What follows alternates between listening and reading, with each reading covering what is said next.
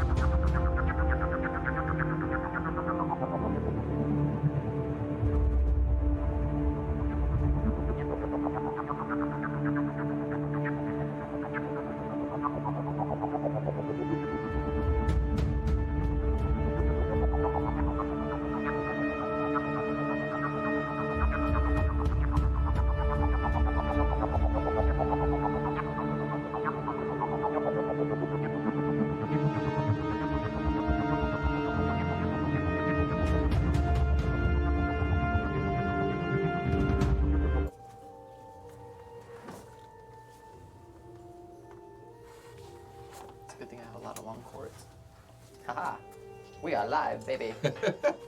Right when I stand up, I'm like, I'm gonna get my Yes, we are live.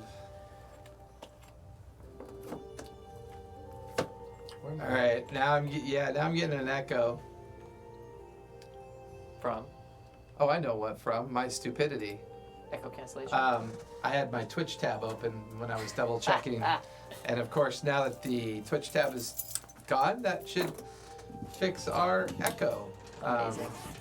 I believe. I hope. How's my new microphone sound? Good? Bad? Indifferent? The same? Annoying? They're like a microphone? It's like all of it. All the above. Maddie's like, whatever. You're just whatever. I know, it's already... And it's already been that kind of month, I think, right? It's just it's been 7 days. We're 7 days into a month that is the last month before December and the conclusion of a very tumultuous year, I think, and all of us are beginning to feel that heady weight. Hey, so Sunday afternoon, it's not Sunday night, guys and gals and folks and peeps. You'll notice that some of us are live in the studio. Some of us are still remote at the same time. We are testing out some new experimentations. I still have some camera tweaking to do with the capture for our remote people. It's mostly because when I did their window capture, I forgot to increase the size of the capture window first. Yeah. So that when I swapped it in and then went to adjust it into the studio sizing, it's going to be slightly pixelated tonight. So we will get that remedied by next Sunday.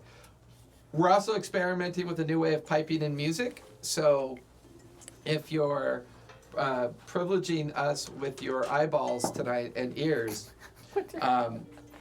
or anybody out there watching the Twitch stream, please feel free to pipe up and let us know how the audio is doing, because we're also doing this as a way to do some more testing with the studio audio. Cesare who plays Omni, has done some tweaking with some microphone setups. We are experimenting with a new microphone that if it turns out this is the one we're going to go with, we will be switching over to those, and we will be building a new system to bring those mics down, and we'll have traditional boom mics for inside the studio, because today, 5 o'clock Pacific Standard Time, we will be, we'll be starting a session 0 with a whole new group of 5 people for our live studio game. The beauty of that one is we haven't picked a campaign, we haven't really picked a theme yet, and we're going to use 0 session to show everybody how that's okay. You can sit down together, discuss it, pick a theme, have folks roll up characters, talk about what they want to play, and create a kind of expectation. And which one is that, Ches? Which one is that? It's my monk one. Oh yeah, your monk. It's the one that Vince gave me. I went all the way out to my car just so I could super sexy. Show off the gift that my buddy and dear friend Vince got me. And I don't know what's in it. It might be the drink from the last time I used it, like in studio. That might be gross. No. I watched it. Everything. No. There's some nasty Red Bull combined with other. I don't even know what else. Yeah, so we're experimenting with because normally. And whether or not Brandon feels up to the drive continuously, Brandon has recently moved away from being local to me. He's now in LA. Being in LA, there may be on occasion that he just wants to be remote, or he may drive out for the weekend. We don't know. So we were and Cesare had come out to help with the studio. So we thought this would be a fun test with multiple people in the studio, with people also being remote at the same time, and kind of test those things out. Audio is always a headache. Me and Cesare who plays Omni, tend to be very OCD about our relationships with audio.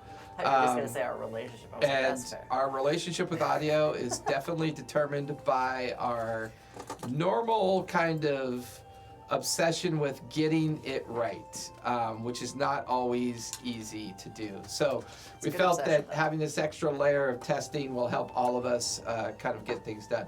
Normally, Debtors Gambit would be from 6 to 9, but now that I have a live studio game that I'm putting together for the evening, we've switched to our actual one-shot schedule, which is kind of convenient. Our one-shot schedule that we were going to do once every 4 or 5 sessions was going to be a 1 to 4 one-shot session. Although the last one we did ended up being like a 10-hour marathon because we all just fucking missed being physically together in the same room. So the last two. The last two were we did long, the huh? dungeon Weren't crawl, they? too. Yeah, because holy shit, they were. Yeah. They were both 8 hours. That's what happens when friends and food and D&D Yeah. get together. Yeah. Well, being together around a gaming table is always exciting and fun. This is not going to be the complete setup for tonight or for the tonight's studio game later, but yeah, we're just, hey, you know what? If you're not failing, you're not trying, as far as I'm concerned. So we have come a very long way with this studio setup, and I swear to fucking God, it looks like Shannon is sitting next to Omni, and they should be poking each other in the shoulder and tormenting just each other. give us an opportunity. We'll poke each other. It's fine. It's that Facebook. We're bringing the poke back. And it's funny because Meta's bringing the poking back. Meta. So funny. So fun. And then Cesare has also fixed my lighting today. I don't know if people will notice. Nope, because we changed the color balance. Yeah, Cesare is actually, well, when we quickly go, tonight's game is not going to be that long of a game tonight. Number one, because I know the schedule change has everybody kind of like reorganizing their lives. So I know Shannon has something else she's got to go to right after this as well. We're going to be changing our Friday schedule probably. Shannon's life has gotten a lot busier, so we may be doing something different with our Friday Age of Arcanum. We will meet up and talk about that throughout the week. And that's okay, folks. It happens. One of the reasons why... Yeah, go for it. Yeah, go for it.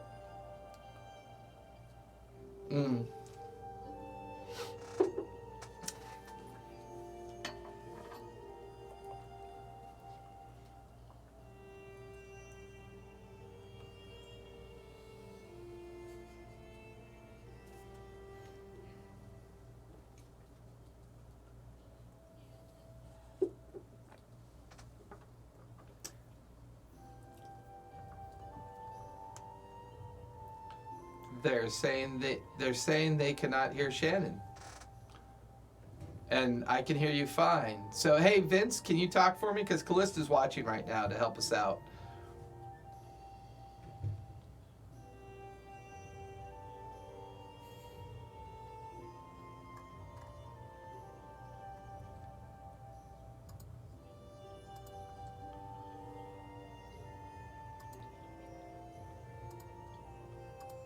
Try again. How about now? No, the audio input's not picking them up now. Let me check my StreamYard feed. See if something changed there. Yes, infinite. Audio. Default mic. Speaker. Should that be default MGXU as well? Because that's picking them up from that other side, right? I think. Your speaker? Test. They can hear me. All right, go ahead and say something now, Vince. Nope, now I can't hear them at all. All right, so what did we do wrong? What did we do? Because I can hear him. Yeah. Yeah, but if you can't hear them on Twitch. But we're hearing them something through on. Yeah, StreamYard. but my OBS audio input capture was no longer picking them up anymore. Oh, wait a minute. So, there is this golden rule, folks. This I really golden want that rule. light bulb right above your head to just be like, bing. This is the golden rule of things. Always go to the simplest thing, like you've muted desktop audio. Vince, go.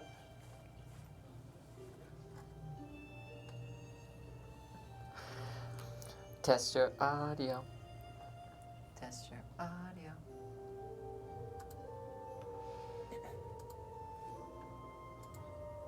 Yeah. But we're Yeah, listening we can hear through you. Hold on. StreamYard. There's something wonky going on. I'm wondering if...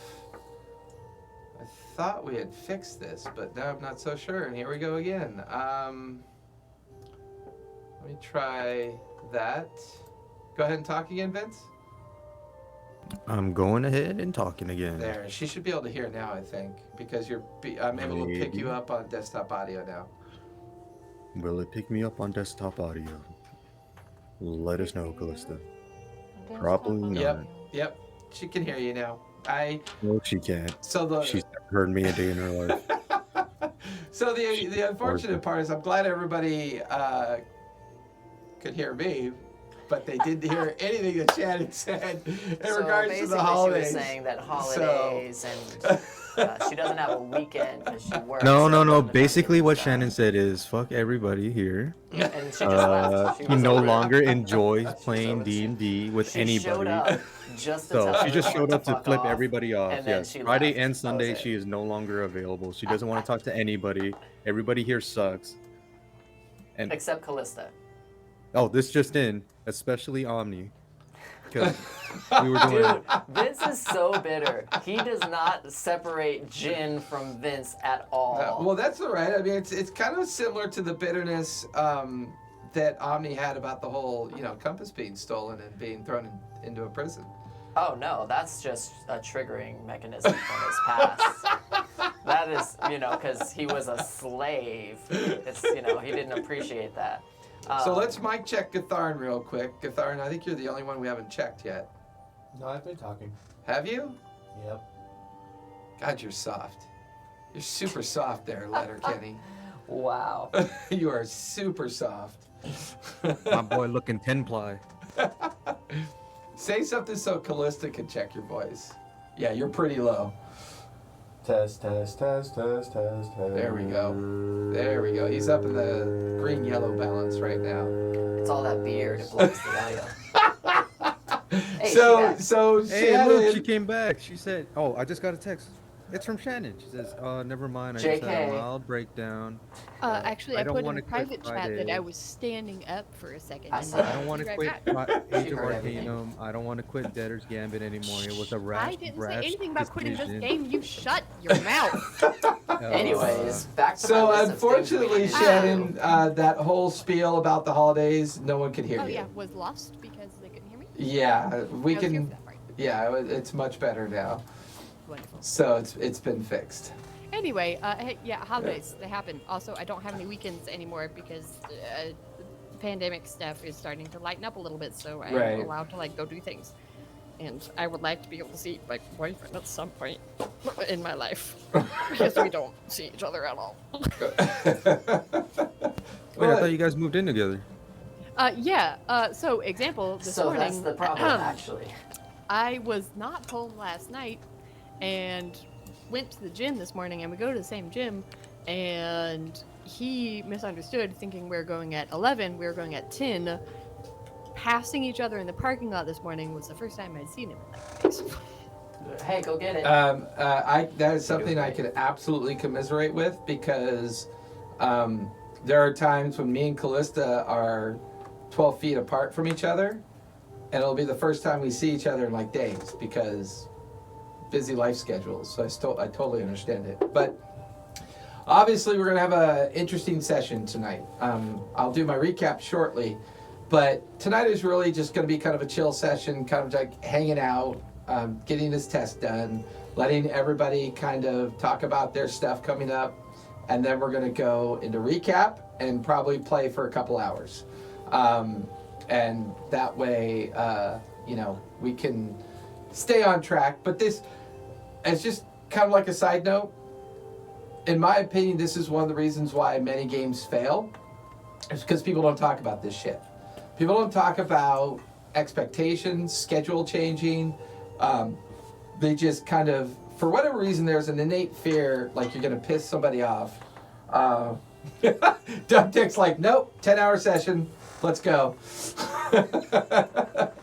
One of the reasons why the games fail is because people just aren't willing to talk about schedule change, concerns about seeing their significant others. I'm okay with Shannon not being able to play an Age of Arcanum because her narrative up to this point's been a real blast. I don't want her time with Age of Arcanum to suffer. I don't want her time to suffer because she feels like now it's work. I've always said for years and forever that if you're in a game that feels like work, then you got to sort out the other shit, because a game should be your fun time. And you know what? If we play with 3 for a little while, we play with 3 for a little while, pull a 4th into the session, and we keep gaming. If Harrow and Medi want to come back for a couple sessions, they come back for a couple sessions. You know, it's sometimes I think, you know, people take these kind of changes personally, and I don't. I know real life is a real thing. It's one of the reasons why I run as many games as I do, because I want to share the opportunity with everybody to learn, right? Teach, learn, play.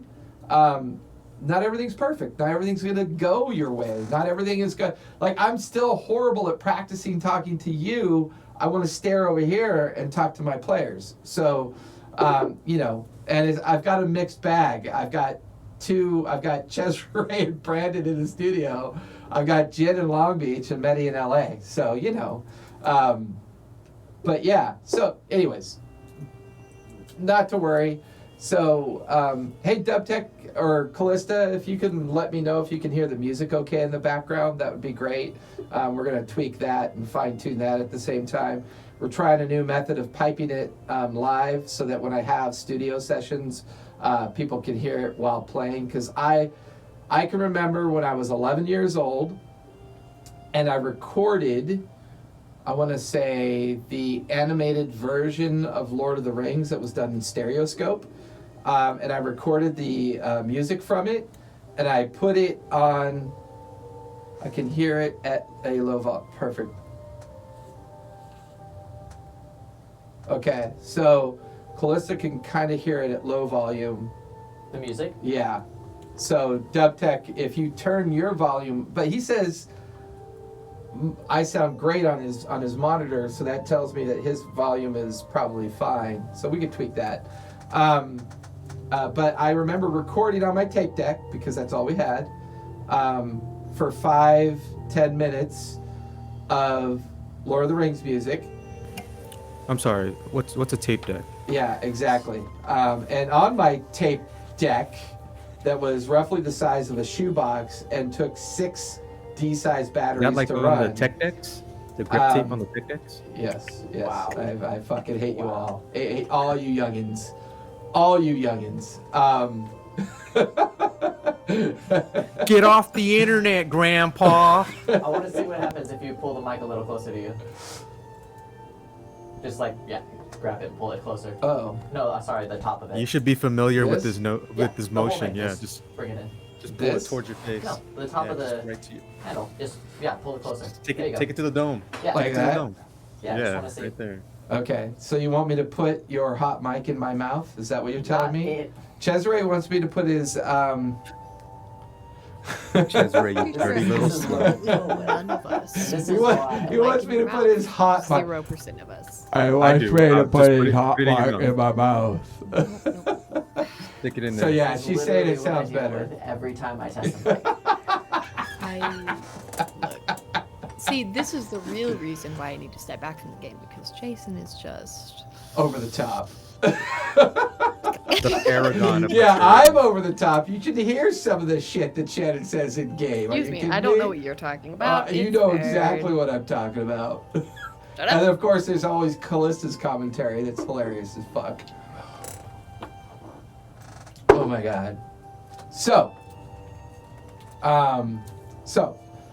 buttons on our underwear. Shannon, go ahead and talk to us about your projects that you got going on, because I know you got a lot of new podcast stuff going. Boy, do I. Projects that people would be interested in, potentially. I'm Blake Without Diablo, as a Mage the Ascension 5th edition podcast. That can be found basically anywhere you can find podcasts. We have 2 seasons running concurrently right now. One of them is Section 6, and that is coming out more regularly because, yes, I'm also the one that needs to edit the next episode of League of Del Diablo, and when do I have time? I don't is the answer. Anyway. Oh, that's why when it updates in my little Spotify feed, it's just like, Section 6. you know, it's about time they release a new episode. Then I go on Discord and I just hate DM Shannon. Like, come on, you little fucking turd. You just put a little bit of work. You damn millennials are so lazy. Okay, so what had happened was that particular recording, we had to re-record all of it. Except for the first, 20 minutes, every single line had to be re-recorded because something kept messing up and cutting off words every about 5 to 10 seconds. So, it doesn't make sense to just replace the word. You have to replace the whole line. And if you're going to replace that whole line and you're in the middle of a conversation with a person, doesn't make sense to just replace your line. You should replace the other person's and just redo the whole thing. It's an absolute fucking nightmare to edit. So I will do that. But my God, it's Titanic. The amount of effort that has to go into that. Anyway, Section 6 is coming out, and that is edited by the wonderful James, who plays Oliver on the regular season of Umbilico del Diablo. Loves That name. is about technocrats. Just a group of technocrats that failed at being technocrats. Getting together and trying to redeem ourselves. I play a German psychiatrist to vampires, and things are great. Don't worry about it. It's fine. Sam is a muscle mage. Elf is Minnie, which is just a whole other series. of Muscle mage sounds conversations. like a new kind of muscle milk. Is Yes. muscle mage just like a gish, or what's going on with the muscle mage? Well, so she has life, and she has a bunch of other rotes that make her just really physically strong as hell, and has all of the physical attributes. So she's a hug mage is technically what she calls herself, but she's a muscle mage. Anyway, that you can find basically anywhere you can find a podcast. I know some of those Other words, things but that I not have strung going together. on. Tuesday nights, we are live streaming our recording of Section 6 Season 2. We are, keeping the spoilers out of it to the best of our ability. I am playing the worst character in that. Just FYI, the worst. I had to put a content warning. The entire character. Just content warning, the whole character. Why a condom warning? Shh. Okay. Oh, content. I'm like, why Content. condom warnings? I mean, you joke. I mean, but if you're- my life one rote is to scan for STDs. So the worst. Their name is Atlas, and they're an absolute nightmare. But if you want to watch that is Tuesdays at 6-ish. Awesome-o. Cesare, General Adventuring Company. What do we got going on these days? Well, we were taking a little bit of a hiatus and a break as we were looking for a new editor because, as Shannon mentioned, editing is difficult. It takes a lot of time. And sometimes there are people that are generous and are able to donate their time, and other times life comes up and you got to handle things and take care of priorities. So we actually did find a new editor, which is great, and we have a secondary editor as well that is coming on, and it's going well. We release episodes on Tuesdays, so you can find it at TGAC Pod, or search the General Adventuring Company on YouTube and Facebook. Good times. I play a Dragonborn Ranger Rogue, and I got that Gloomstalker, soon to be assassin multi-class, but we got to get there first. But yeah, I really don't have anything else. I want to start playing. And with that, as always, Brandon went to the Ren Fair. You can see his cool horn that he's drinking from, that he bought. So he's feeling particularly horny. Lemons and Limes usually make sure that the National Postal Service stays in working order. Make sure you get those Victoria's Secret catalogs too. Unless you live in Laguna Beach, which has now 4 weeks of backed up mail, and are asking for assistance from anybody. So, literally anyone can just go there.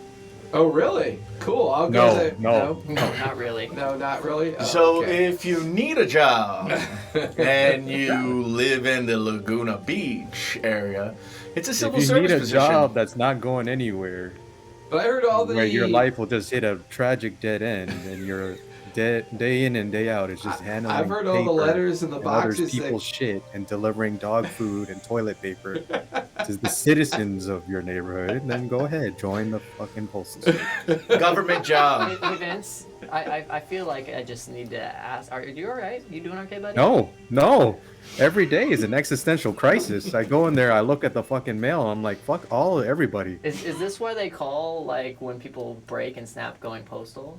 He just wanted to get that postal joke in. You know, he's Going playing postal off happened your. in the 90s. He's playing off your nasty Actually, mental health. from what my dad Just says, so there was he like a could play that postal joke. event like 2 or 3 weeks ago. Oh yeah. Yeah, one of the post office guys basically lost his shit and killed his supervisor. Yeah, I think Hey it was Vince, like how's in your Arkansas. supervisor doing? Oh, she's cool. I'm certainly glad. Like to I hear understand, that. it's not her fault. It's just like it's upper management. It's people who got degrees who's never carried mail, trying to implement practices and standards of operation that's You mean you doesn't don't make wanna, any sense. It's almost like I'm listening to my dad talk. So we've been streaming for 35 minutes now. Let's play this fucking game. Just Well, right- let's keep- I've been let's keep chilling bitching about our on, life. You know, I've got nothing to bitch about. Potentially getting caught for a hot I went to second. Ren Fair. Yeah. And Thanks I'm for the invite, drinking. you turd. Yeah. How dare you? I hope I'm your offended. horn leads like arsenic into your drink. Well, that's a So- little excessive. I hope so too. That's the cross buzz you weren't expecting. Let's.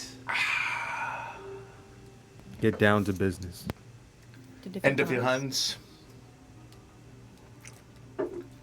Let's get down to Let's business. get down. Let's get down. Let's get down.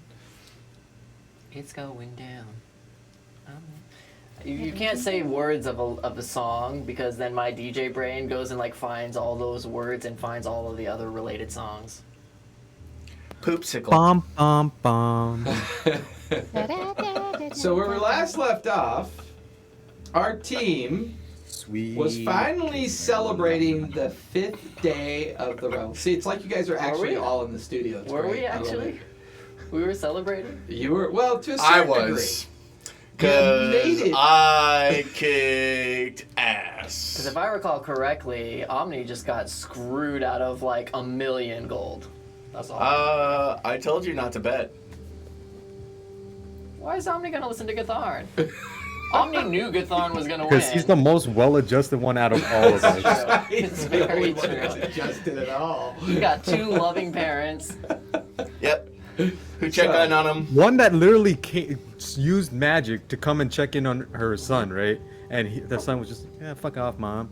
Gosh, give me So some where we Typical. last left off is the morning of the 5th day of the Revels. The Revels being a event that the Guildmaster calls forth all the other minor guild houses to either commission new captains, assemble new contracts, and assign new contracts to those captains that are deemed worthy, and allowing the guild house, basically allowing the Master Guild's house to then be in charge of all of the privateers as well as the mercantile that sails all over the Menagerie Coast. The Revels last for 7 days. We're on day 5. With the morning of day 5 was the commencement of the fighting pits. The fighting pits started rather abruptly as Gatharn was paired with a rather large Minotaur. This particular Minotaur was quite notorious for his fighting prowess and his ability to usually win with a measure of regularity. However, he fell to Gatharn just barely, but barely is enough got to make one hit people point. rich. Omni unfortunately made a bet with a particular individual that just didn't have enough money to cover. Okay, we're The gonna need bet. to talk about that whole thing in a minute. Continue. Those deception checks. As Gatharn had won the match, defeating the Minotaur and being celebrated as a hero. Medi took this opportunity to sneak away from the match and make her way towards the magistrate's headquarters. And if I'd done proper preparation, I would have that up for you right now. This particular individual's headquarters is the headquarters of the guildmaster known as Thorvald. And Thorvald, well, is a unique individual. But he still maintains the possession of the banner, Copper Joe's banner. This would seem to be the target of Medi. Medi managed to sneak into what appears to be a mostly abandoned magistrate's headquarters, as all of the guards and other individuals, hearing the crowd roar and hearing that the outcome of the fighting pits had been resolved, or at least with the match in relation to the Minotaur, had been the distraction that she needed. With that distraction now in place, she began to sneak in to the headquarters. She managed to open the lock to the door. Opening the door, kind of creeping her way into Thorvald's office, is exactly where we last left off. Medi, go ahead and give me a perception check as you stand in the interior of the office. Oh boy. Yeah, I was gonna say, I know that I Misty stepped in because I remember using that. But Yep. Anyway. Maybe the dice are not super pissed tonight. It's a dirty 20. Dirty 20. As I block everybody out here momentarily, to bring in the Revels. And I promise I will have all this organized more appropriately next time. We're experimenting. We're playing with new things. We are definitely And playing with As new I things. It's listen college, now, y'all. for some reason, It's your mic college, sounds y'all. totally different from before. This is what Medi sees. No, what? Yes. No. Yes. First off, you put that back. That's for tomorrow's game. Right back just- where it was. That's just Thorvald's blood pug right there. Oh, you know what, Jen? Enough. It was his detachable penis. Oh, it's Detachable. Wait, that's copyright. Never mind. Yes, detachable penises are copyright. I assure you. There's a song. Creeping into the magistrate's headquarters, being in Thorvald's office, you stand there looking about. The banner is no longer in the office. You look in the direction where it was previously hanging over the back side of Thorvald's desk. You could see where his chair is slightly tipped over, and you could see a body lying underneath the desk. A pool of blood gradually expanding outward. Wasn't it in like a vault last time we played? No, he hung it seemed behind like it his was desk. in like a casing Yeah, or because something. he thought it could was just in reach. like- No, because he could Yeah. reach back and play with it. Yeah, he was like, Oh no, you mentioned it was restored. correct. He had restored That's it. okay. Yeah, I he was had like, restored wait it. a second. Yeah. I don't recall that being like that at all. Shannon just has too high of taste. Like when you said restore, she imagined like in the Smithsonian. There's like Is it a clear 18 different glass people with chamber? white gloves on, Yeah. with like just Yes. meticulously stitching Like it. it was the Got Got a little hood on Yes. so they don't breathe on the fabric. Right. Yes. You're too fancy. man. So there's a dead guy. Yeah. Well, you can see an arm extended out, very large arm. You could see booted feet on the other side of the desk. You can't quite make out who it is, but it's a very large individual. I have my suspicions that maybe that's one of the triplets out there right now. I'm gonna look and see if there's anything that's gonna blow me up before I approach this body. So you want to take a little more time to kind of look around? Yes. Give me investigation, please. Jason, have you met me? No. Just in passing. In the parking lot between jobs. 26. 26. Looking around, nothing here looks particularly disturbed. There's no sign that anyone's even been here. And as you kind of peel around the desk to kind of get a little closer look at the body that's lying underneath the desk, you see the form of Thorvald. Yep. His throat has been laid open, and the pool of blood is partially coagulated. Give me a medicine check with advantage, please. Beautiful. Yeah, I want to know if this is actually Tharivol.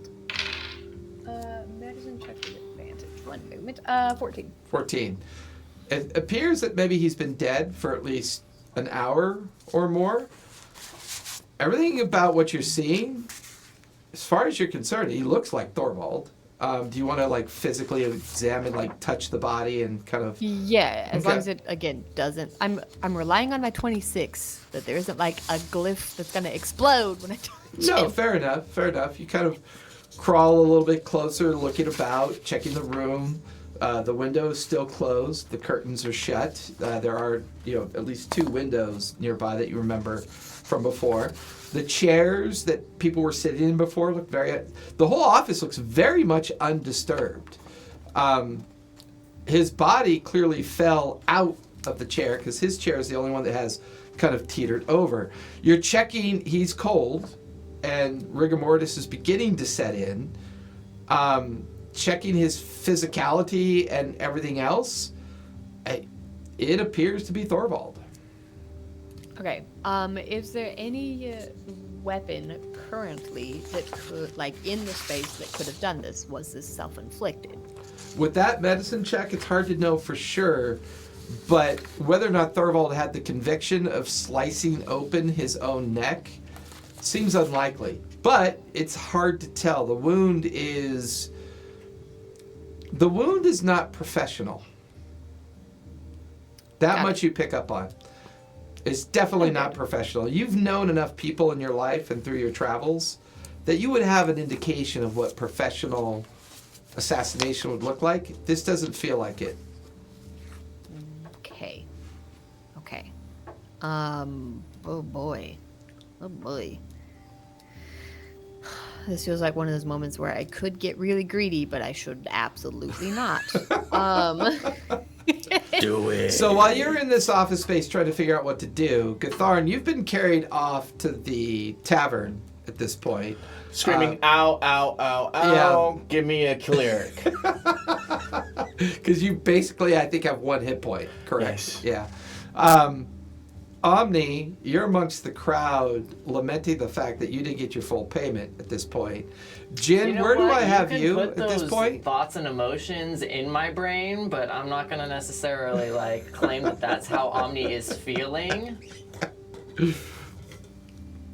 Okay. Oh, since we're talking about this now, I'd like to bring up the thing.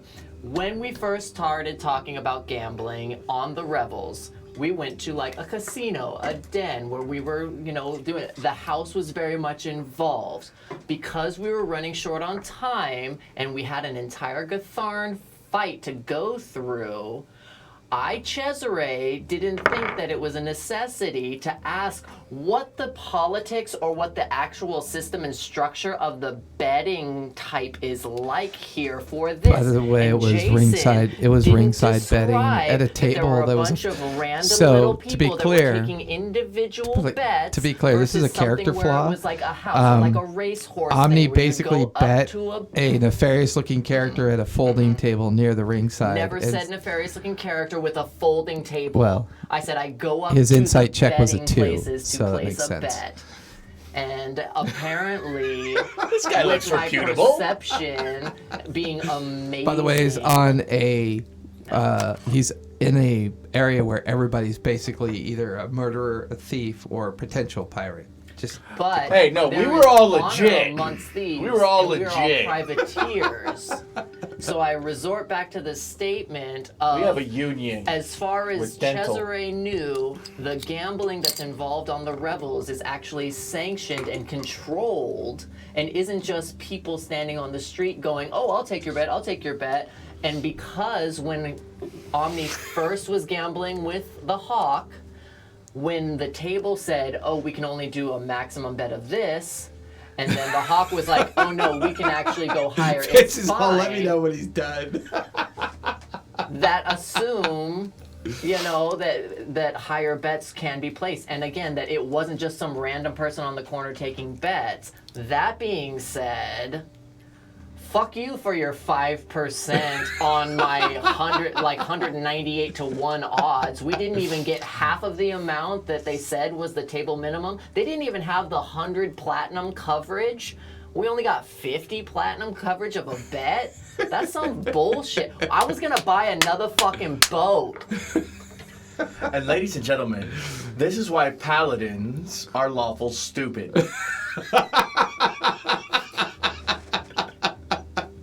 Look at that stare of death. That's awesome. That actually didn't have any actual correlation, but it was funny. I appreciate it because it was funny, but it wasn't quite as there. Where are you at while this is all going on? The crowd is just going crazy. Other pit fights are preparing to kick off as Gatharin and the Minotaur were basically the opening distraction. They were the opening fight for the day-long event. The crowds, while Raucous, the ones that have followed and carried Gatharin off towards, what was the name of that? Different size D20s? Yeah, this one's a diamond one. Carrying them off towards the hoisted sail. Hey, Chav. Carrying them off towards the hosted sail tavern. There are still clumps of people. I would say your passive is probably just high enough, Jin, that you do watch as Omni has a particular encounter with a betting table near the fight pit. You get the sense that they are not happy. And there's definitely some tension going on between Omni and the individual that he made a bet with. But the crowd kind of filters around you, shifting to other fights that are beginning to start up. You can hear hawkers and vendors kind of, offering up snacks and drinks near. And then at this point, you watch as Thorvald walks from the center stage after delivering his commencement speech. So Jin's still pretty depressed about what had transpired with the captain demoting him and everything. So he's gonna jump down into the fight pit. Which one? There's quite The a few. one that Gatharin just emptied out. Okay, you Bro, jump. if you challenge Omni, it's gonna be rough. You jump be calling down. him out right now. We had a little Discord chat joking like mano a mano 1v1. What would happen? Be careful, Vince. Jin's gonna summon the blade, so they just see a flash of lightning, and the blade appears in his hands. He's gonna point it towards Thorvald and says, "I challenge you, weapons."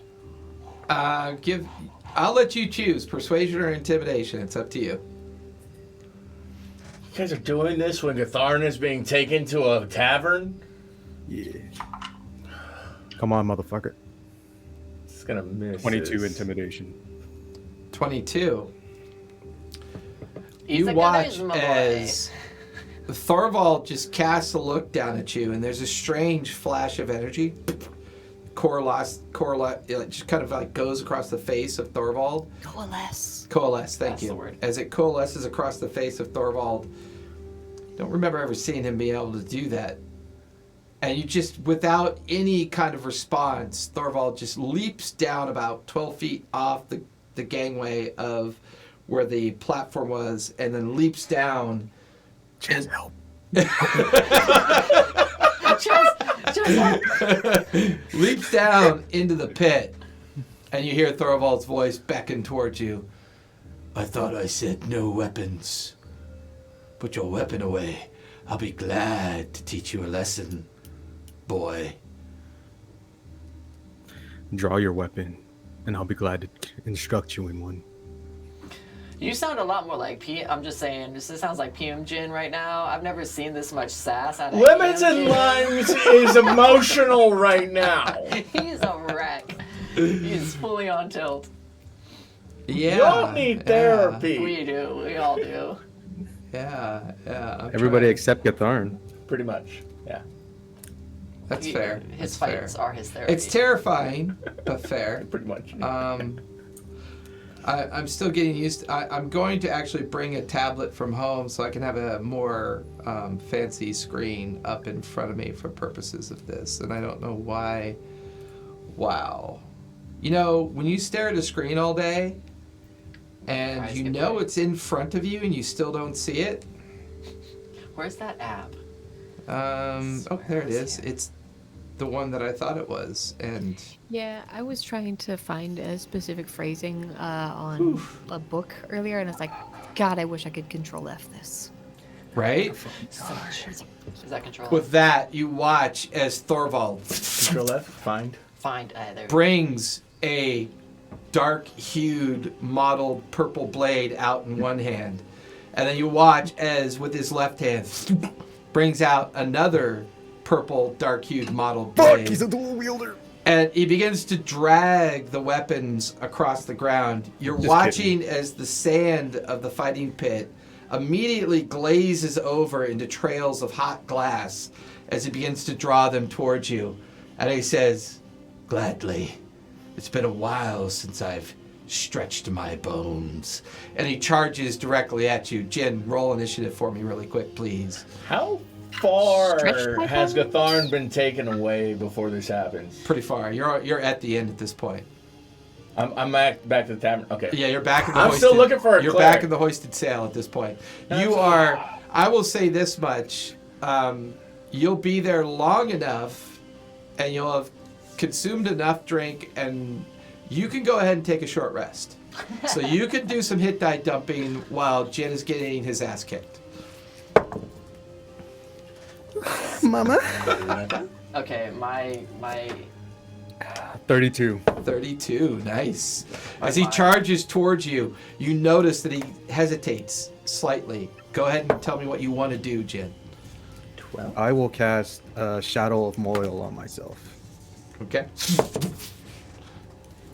Anything else you want to do? Yeah. He'll see my blade is not the typical rapier that it usually appears as. It's this long, thin black blade with no handguard or no blade guard. Okay. katana. You see shadows that wreath out from the blade like flames, and they encompass my body. And as a bonus action, I will summon my tentacle, Okay. my hentai tentacle, and I will slap him a little bit with the tentacle. Go for it. Oops, I forgot I can't do that anymore. Aha. Just FYI, if I rage with these Rolling dice, I really roll well. 3 12s. Oh. What does that mean? I don't know what 12 does, but Oh, cool. Jason's made it seem bad. Gotcha. Dope. Oh, I know what a 12 does. You know what a 12 does. So I'm gonna step off so camera 26 to because hit? I can't handle things. 26 will definitely hit. You watch as the tentacle kind of hangs out there and crashes into the side of Thorvald as he's rushing towards you. Go ahead and All roll right, so for all he damage. sees right now is like a black spot Just keep that's doing 10 feet things. I'm around just me. gonna- Okay. And he takes 13 points of cold damage. Sitting and not tweaking is low Okay. today. Poor Cesare. Like, Poor I need to Chase. get it right. No, I just need to understand. get it I right. appreciate that. With that, after the tentacle slams into him, you watch as he quickly. What level is the tentacle cast at? It's just my bonus action summon. Hey, Chess. His hand pulses, and you watch as the tentacle Pass me my notebook that's in the dispels immediately as his reaction. bag. No. It's Okay. legal pad. And now he rushes in towards you with both blades Yeah, coming legal pad. directly at you. Disadvantage, because I'm covered in darkness. Unless you can see through magical darkness. Did you steal my D20s? Yeah, you I was fucker? waiting. I've been waiting the entire game I'm like, for him to notice that why I do took I all have of his D20s. Oh, they've been touched by Omni's sweaty, So you bitter. might be able to roll Oh. some natural 20s tonight. I could. Why would you say that? I could smell the fear. I You could can just even turn these on. smell it. We're That's so- his natural They will must. actually be 2 normal rolls. Okay. There we go. Now we got your lights behind you. Holy fuck. Tez, you motherfucker. Tez, you sack of shit, dude. Are The- you kidding me? No, I'm not kidding. So the first. Are they both I'm 20s? sorry. No, I'm only sorry, one. Jen. I'm Um, so sorry. The first purple blade comes sailing by you. You duck underneath it just in time to watch the second one in an upward thrust go right into your ribs. You feel the full heat of the blade jam up and through. You can even feel the tip of the blade come out the back of your shoulder blade. Yeah, unfortunately, he has a particular skill. So he's going to pour all of his meta dice into the damage. You take 32 points of piercing damage. So he just did max damage to you without having to roll. Jeez. Okay. He's gonna take Okay, I'm gonna do 2d8 something of that you're gonna dislike fire for a damage. second. Yep. Press So mute on 8 points channel of 2. fire damage. Okay. Or no, sorry, On necrotic the damage. board, And then I the- need a the roll yellow for on button. I can't concentration. hear you. Oh, press mute on channel 2 real quick. This that- one? Yeah. Okay. Oh, since you're not over there, or is that me? No. And I can still passed hear my you. con check to Well, it's maintain because you my guys Shadow want of the Moil. mics as well. I have to do it. I can't handle it, man. I can't handle So it. the 8 points, And then we can bring you back. Yeah. the 8 points is from that shadow thing that you cast on yourself? Mm-hmm. Gotcha. And then what else? I passed my con check to keep it. Okay, keeps it up. Omni, from your position, haggling and bickering with the recovery of the bet, you suddenly notice the crowd is swarming back to the edge of the fighting pit, and there's kind of like a yell and a cheer and just this raucous kind of crowd. And you can see light sparking and purple and red bursts of arcanic light coming out of the center of the fighting pit. And as you look past where all the crowd is running towards, there's a fresh fight that has just started that seems to have garnered the attention of all of the crowd, including the betting tables. Your passive is high enough. As you now notice, at least 6 of the betting tables have left their box coffers behind, slightly open, all spilling with coin. Anything you want to do in this situation? Yeah. You had mentioned earlier that I believe Brachus and Nala and some of the other crew members were placing bets. Labash was. Labash was, You okay. had noticed that Labash was placing a bet with one of the other tables and had won quite well. Had collected his wage, or collected his earnings. Yeah, they had mentioned that they were going to bet on Gotharn. With that, I'm going to first try and get Labash's attention to keep an eye and guard the chest that's next to Omni Okay. for that. Yeah, because one. you already have a large box that you took it's from a the big chest betting already. table that has shorted you at this point. Can I do a quick perception check to see, like, when you say they were left and abandoned, how left and abandoned are they? Your passive is decent enough that looking about, you can see that there are people keeping an eye, but then they turn away to watch this fight, and they turn back and turn away. You get the feeling that something major is going on in the fighting pit to convince these individuals to put wealth at risk. But you're not really that concerned. Chances are a lot of people paid out. The Gotharn Minotaur fight cost everybody a lot of money. The few coins that you see is probably the remnants of the betting tables. You have a feeling that throwing caution to the wind is not a big deal for them, as there's probably not much coin in those boxes at this point. Gotcha.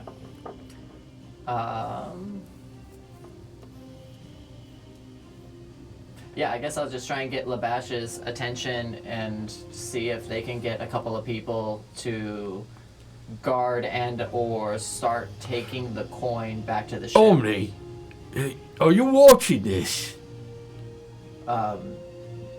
Is that Master Jin down there?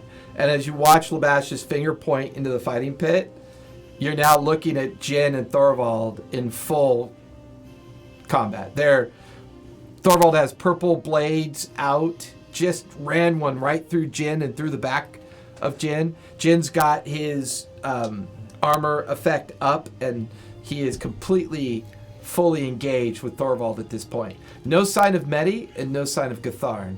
Labash is now, what the fuck, man? This has never happened before. From what Omni would know of Trinity and Thorvald, do these weapons seem like things that he would have used in the past? Fuck no. Fuck no. You remember seeing that heavy maul hanging in his office? This doesn't fucking make sense. There's no way Thorvald would have the ability to summon 2 purple blackish energy blades like that. Going to roll an intelligence check just in case. Just see. Yeah, feel free.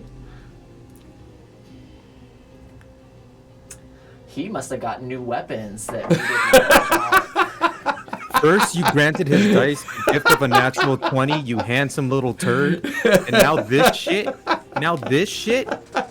Jen, it's your turn. What do you want to do? I'm going to still try and get him to take the YOLO, money back I'm to gonna swing the twice. ship. Go for it.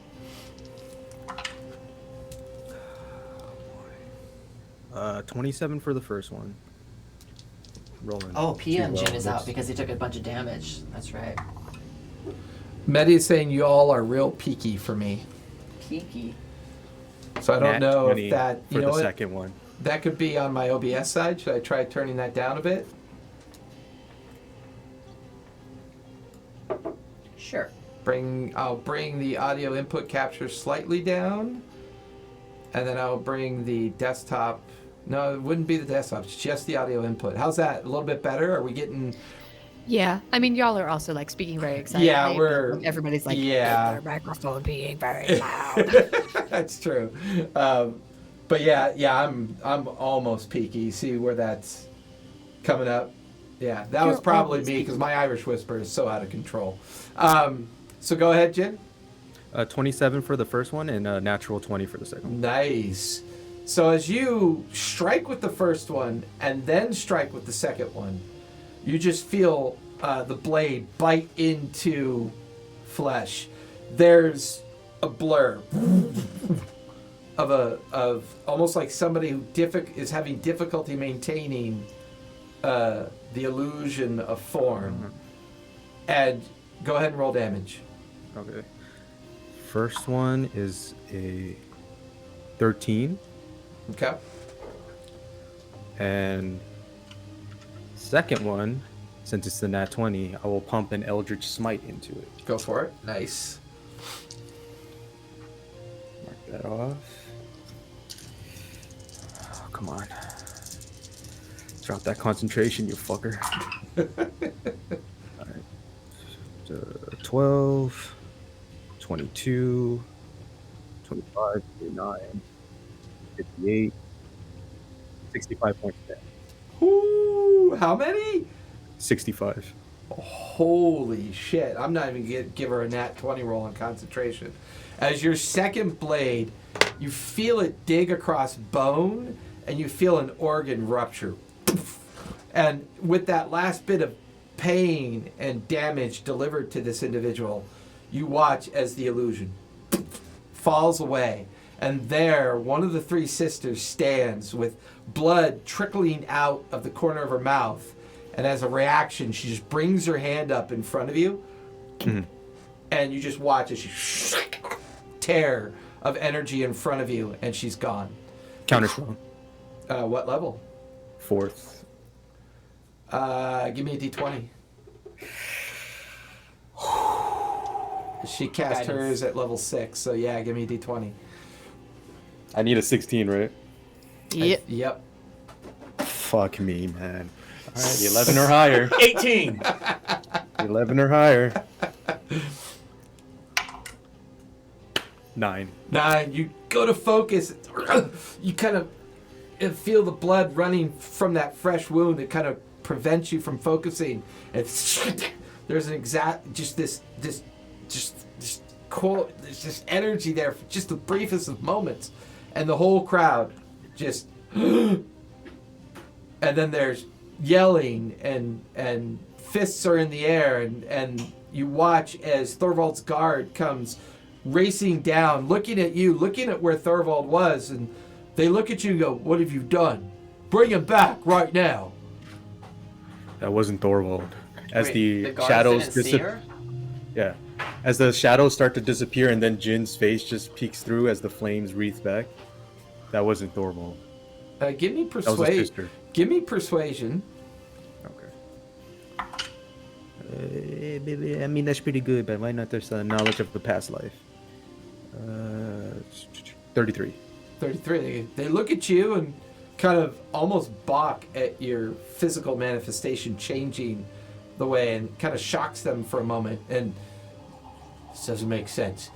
You come with us, and everybody back to the magistrate's headquarters now. And you watch as a dozen or so guards begin to column run.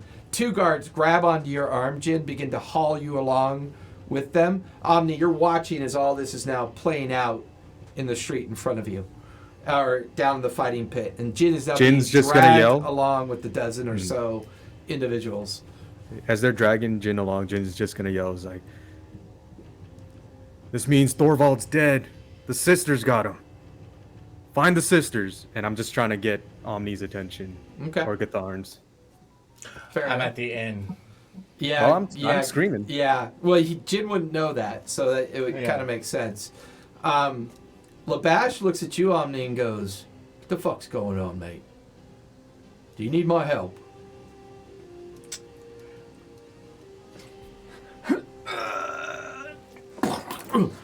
Take What? Holy shit! It's closed. It's closed. It's Yeah, a big but it's chest. fucking heavy, mate. Get whoever you need. Take this back to the ship as secretly as possible. Which ship, mate? Raylene's gone. I've Wait. been looking for a crew. Wait. Shit. I don't know where your ship Cesare is. forgot that she left in the night, and I thought that Labash being here meant that she was still here for some reason. No, he jumped ship with her. There's Okay. It's chaos. The crowd is swirling. Things are coming apart around you at this point. Dead. Find the sisters. Labash can literally just rip us off for everything right now. You watch as his massive hand grabs your arm. Where is your ship? Focus. Your friend needs your help. Where is your ship, mate? I'll describe where the ship was. Give me a performance check as you begin to do this. A little under duress as you're kind of just being assailed with all this information around you, while the crowds are just going nuts and haywire. Dirty 20. Okay. You describe it. He goes, "I will get it there. Gathon beated me. Beated me? Well, defeated me fairly. It's the least I can do." And he goes, You he need kind a of, ship? huh? You need a ship? You looking for a position? Well, yeah, I'm not going with Captain Raylene this tour, so I could. You're hired. Let's go. All right. And he takes your description, and begins to waddle like, with this heavy ass fucking box. If you see Gatharn, tell him to go to the residence. All right. Yeah. Thorvald's Manor. You got it. And he's like waddling through. Gatharn, as you take your short rest, as you are just being assailed with congratulations, people buying you drinks and food, sitting at a table just enough to give you eyesight, a heavily cowled feminine figure kind of lifts her head and pulls, and you watch as a blow dart releases right at you. Give me a dex save, please.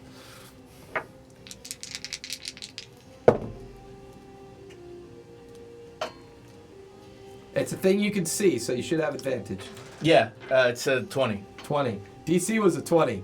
The last minute, you tilt your head, and you just feel this long metal dart whisper right by your ear. I point at her, "Assassin!" And as you point, there's energy. And she's gone. Everybody looks. What's wrong, mate? What do you see? What are you talking about? I need coffee. Oh, very well. Medi, as you're examining the form of Thorvald, you hear a voice behind you. Well, I wasn't expecting visitors. I figured everybody would be at the fighter's pits. You have always intrigued me. I saw what you did on the showman's ship. That was truly an art form. What are you? You are certainly not human. There's nobody in this room, but there is someone in this room. You recognize the sense of invisibility. They're Tight. So what you're saying is they can also see invisibility because they're invisible. correct, Tight. but Cool. you cannot see them. Fascinating. No response. I will just take a part of my, whatever I'm wearing, cut it Okay. off, and like sop up some of the blood Okay. for later, just in case. Just go about putting that in some tube that I have because I'm sure Why I do have are these you things. doing that? Completely ignoring it. I'm just gonna stand up and make sure that I don't leave any trace of my presence here at all whatsoever.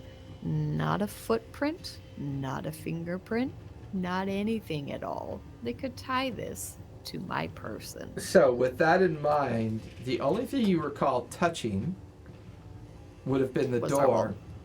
Was the door and Nope. Thorvald. No, Then you misty misty-stepped. stepped in. That's right, because you remembered being in the office. That was actually really fucking cool. Nothing has been touched other than Thorvald at this point. And I would say Correct. you remember checking underneath. So you remember touching his chin to check for any breathing, which he was not breathing.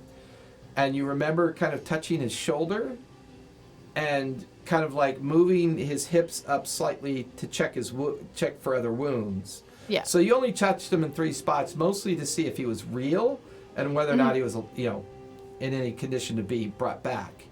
Yeah. Do you want to try to do anything about that, or what are your thoughts? I have a feeling that somebody is probably going to be coming here shortly, and I need to raise an alarm about this fact. This is bad. This is real bad. I don't like Almost this. dead. Exactly. On the system. So, yeah, I'm gonna go back towards the door. I don't think anybody has detect fingerprints as a spell, so Give you me know. a wisdom save, please. Fascinating. Love it. Cool. Tight. Thank you, this dice. Love you. Wisdom. Dirty 20. Dirty 20. You feel as if somebody attempted to hold you in place. Suddenly you hear a familiar voice merely yelling within this empty chamber. Murderer! Assassin! It's the Hawk's voice. Gods! Somebody has murdered Thorvald. Gods, come quickly! And now the door handle is... And then you hear the voice. Good luck. And then you watch as the window creaks open and somebody jumps out. Yep, so clearly the assassin has escaped that way. I don't see that as a problem for me. The door bursts open. 6 guards immediately kind of pile into the space. They're like looking around. They see Thorvald off to the right. They immediately run over to where Thorvald is and looking down, looking around. You lot, spread out now. And you watch as people begin to spread out and making their way around the space. Yeah, Some are heading out I'ma the door. just Yeah, you're like slide on by those boys. you're like kind of moving about and shifting and moving. Go ahead, give me acrobatics as you're trying to avoid everybody at Okay. this point. Hey, Role Players Guild, thanks for the raid, much appreciated. What up? 22. 22. One gets a little close. You kind of do that thing where you kind of have to spin slightly away. Another one gets a little bit closer, and you kind of stumble out into the hallway. As you come out in the hallway, there's more guards beginning to burst into the chamber from outside. 2 of them are carrying what looks to be gin in with How them. high is the ceiling? About 12 feet. From where you are, about 12 feet, because there's a series of stairs that kind of bounce, that kind of go up this way and up into the second floor.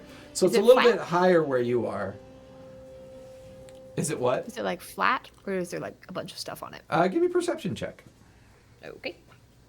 I'll look at it. Look at it with my eyes. God, dirty 20. Nice. Thank you, nice. It's angled, almost like purposely designed to be more fancy than necessary. It's angled, multicolored paint, and there's lots of different angles, and kind of like it looks like it's been designed to support this fancy stairwell that's kind of going up into the second floor. No worries then. I will Okay, it starts kind of nightcrawler up onto the Yeah, ceiling. you just kind of Yep. parkouring your way up and holding on to the interior of the stairwell. Jin, as you're Run, dragged look for, into the magistrate's Monty. headquarters, a whole new group of guards come pouring out of Thorvald's office, yelling that he's been murdered, and guards are now spilling out into the magistrate's office and out on to the exterior of the garden space outside the headquarters. You're being held kind of at bay because there's a lot of confusion, because these guards saw you fight Thorvald. These guards are saying Thorvald's dead inside, so there's a lot of confusion going around you. Do you have true vision, Jin? I can't remember if you do or not. No, I can Okay. just see in any type of darkness. Okay. As you get pulled into the hallway, Medi, you are now looking straight down into Jin, who is now being held kind of at bay and purposely back against the wall as if he's being detained, but not necessarily showing signs that he's been arrested. So clearly something else has gone on as well to bring Jin back here. Omni, what are you doing with your time at this point? Now that you've watched Jin be carried off and he's been yelling, you've got Labash off in the distance making his way towards the Whispering Eye. Or did we come up with a new name for the ship yet? I don't remember. Not yet, Storm's right? Eye. Huh? It was Storm's Eye. Storm's Eye. That's what it Storm's Eye. was. As Labash is making his way towards the Storm's Eye at this point. So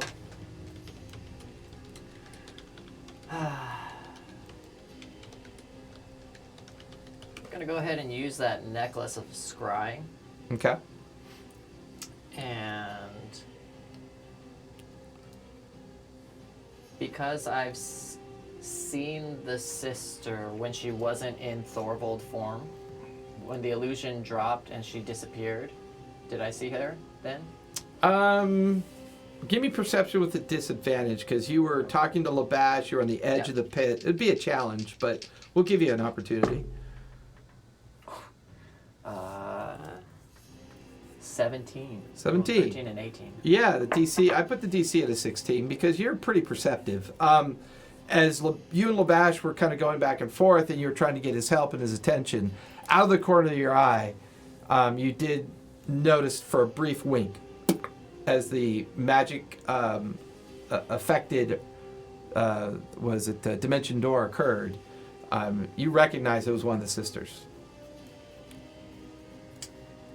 Okay. Man, I'm trying to think if so even though he failed his intelligence check for like the weapons, he now definitely Right. knows that that's not Thorvald. There are many puzzles there are many Yeah. pieces to this puzzle, and it's fallen in place in front of you. It's whether or not Omni would think to try and find where the hawk is, or one of the sisters first. We didn't say details on the necklace of scrying. But I No, attuned because to it. I wasn't sure if you'd attuned to it yet. Yeah, I attuned to it. Is it a charge-based thing? No, as long as you're attuned to it and you're wearing it, you can merely just cast invoke it. the effect, and it will act like a scry spell. Does it use a spell slot? Or Does does not. it a certain amount of time in the days? You can use it once per 24 hours. Okay. That was the one thing I forgot to mention last time. Yeah, I'll scry and try and see where that particular sister is. Because that was the one you'd be most familiar with, because you just Yeah. saw what you could of her. Okay. There's a moment where your body kind of disconnects. The full magic of the scry spell invoked by the pendant pulls your kind of like translucent self out, your transparent self, and throws you up in the air. You begin to circle over in about 200, 300 feet in the direction that Labash was originally going, and then you shift another 100 feet over. You see two individuals side by side.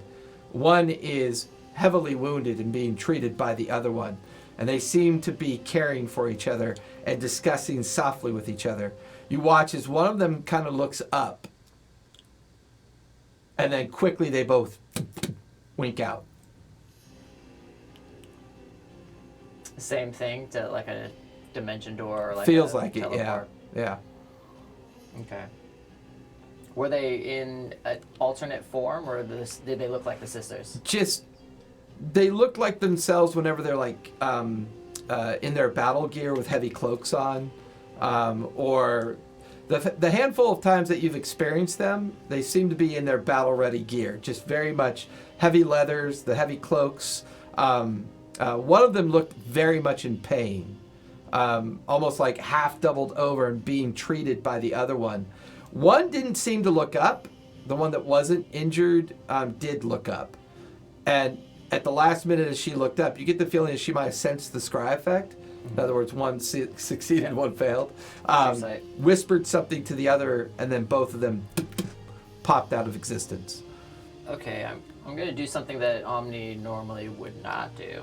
Okay. And that's go to the nearest guard or guard captain that I could find Okay.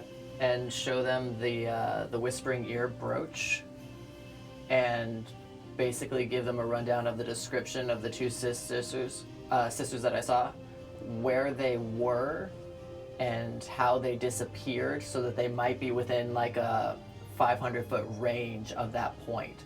Okay. And then they need to rally as many guards as possible because Tharivol has been assassinated. So give me a perception check. Okay. I grabbed 2 dice because I assumed it was a disadvantage. Dirty 20. The swirling crowd that's shifting and moving about, you could see at least one of Thorvald's guards is directing other guards to do other things. You get the feeling he might be in a position of authority. He's roughly 100 feet off to your right. I will go and try to persuade. Hello, I will I'm going to persuade try. him.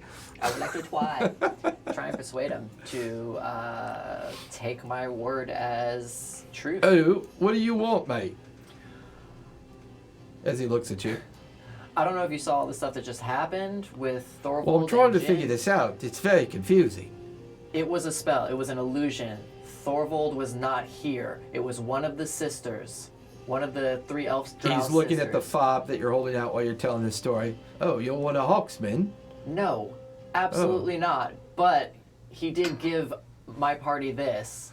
Oh, So please take this as seriously as possible. We need to get to find where they took Jin first off, and then we need to, and I'll describe that location. Right. We need as many of your men to go and close off a section within like 500 feet of this location. we're saw familiar this is where with the 2 of them sisters. were. We had gotten notice that they had stole something earlier. We've been looking for them for the better part of a day or so since that accident out in the harbor. Some ship exploded, and supposedly something was stolen.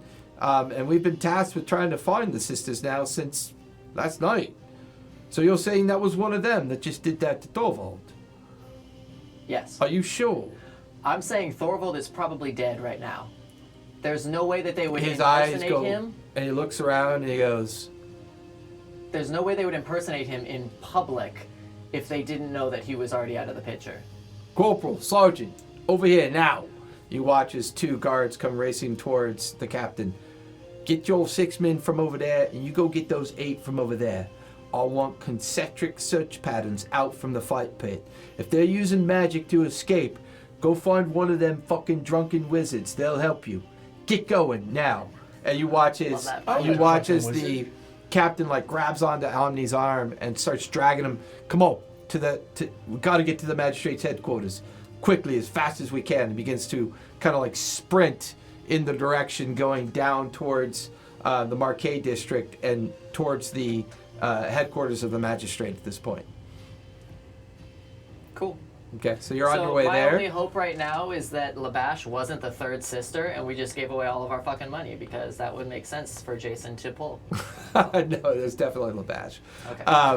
Gatharn, what are you doing at this point? Trying to sober up. Okay. I'm looking for a cleric. to heal Give me a up. perception check. He's been yelling the whole time. I know, Find me right? a cleric, I heard. Pretty much, yeah. That is a 14. 14. You feel a familiar hand rest gently on your like right on your shoulder. You look up and it's Keth looking She down was at the you. assassin. I'm just saying. And she goes, My theory. hold still, please. You get 24 hit points back. Shut up. You feel a healing Keth's essence a pour cleric. into your body, and Keth is looking down at you with distinct eyes of concern. Are you all right? I was trying to find you after the fight so I could make my way towards your ship. I mean, I'm assuming that's still okay, but there is yelling and screaming at the streets that Jin Trust it. has killed Thorvald, and that Jin's been taken to the headquarters. It's confusion out there, Gathan. What is going on? It's amazing. Gentle reminder that the knife wound in his throat was not from a professional assassin. That's what I said. Carry on. Fucking pigeons. Fuck. That's what I said. Fuck. I'm not in the studio to be able to do whispers. Ugh. Ugh. You're flapping at pigeons as if you didn't write that down immediately.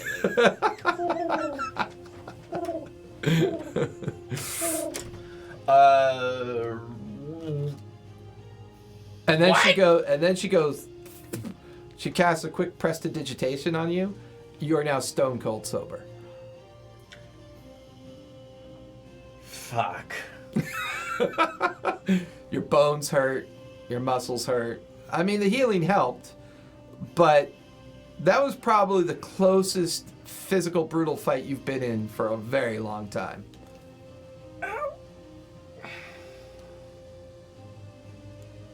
Later, can you heal this? But now, I'm going to need my hammer. Your hammer? What? Yeah, so I point to the dart that's probably embedded in the wall.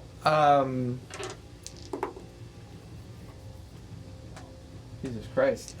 You watch as she looks, and then she kind of squints, and she walks over to the tavern section of the wall right there, where it's kind of just a series of heavy beams into the wall, and she pulls out like this 8-inch long steel needle, and she goes,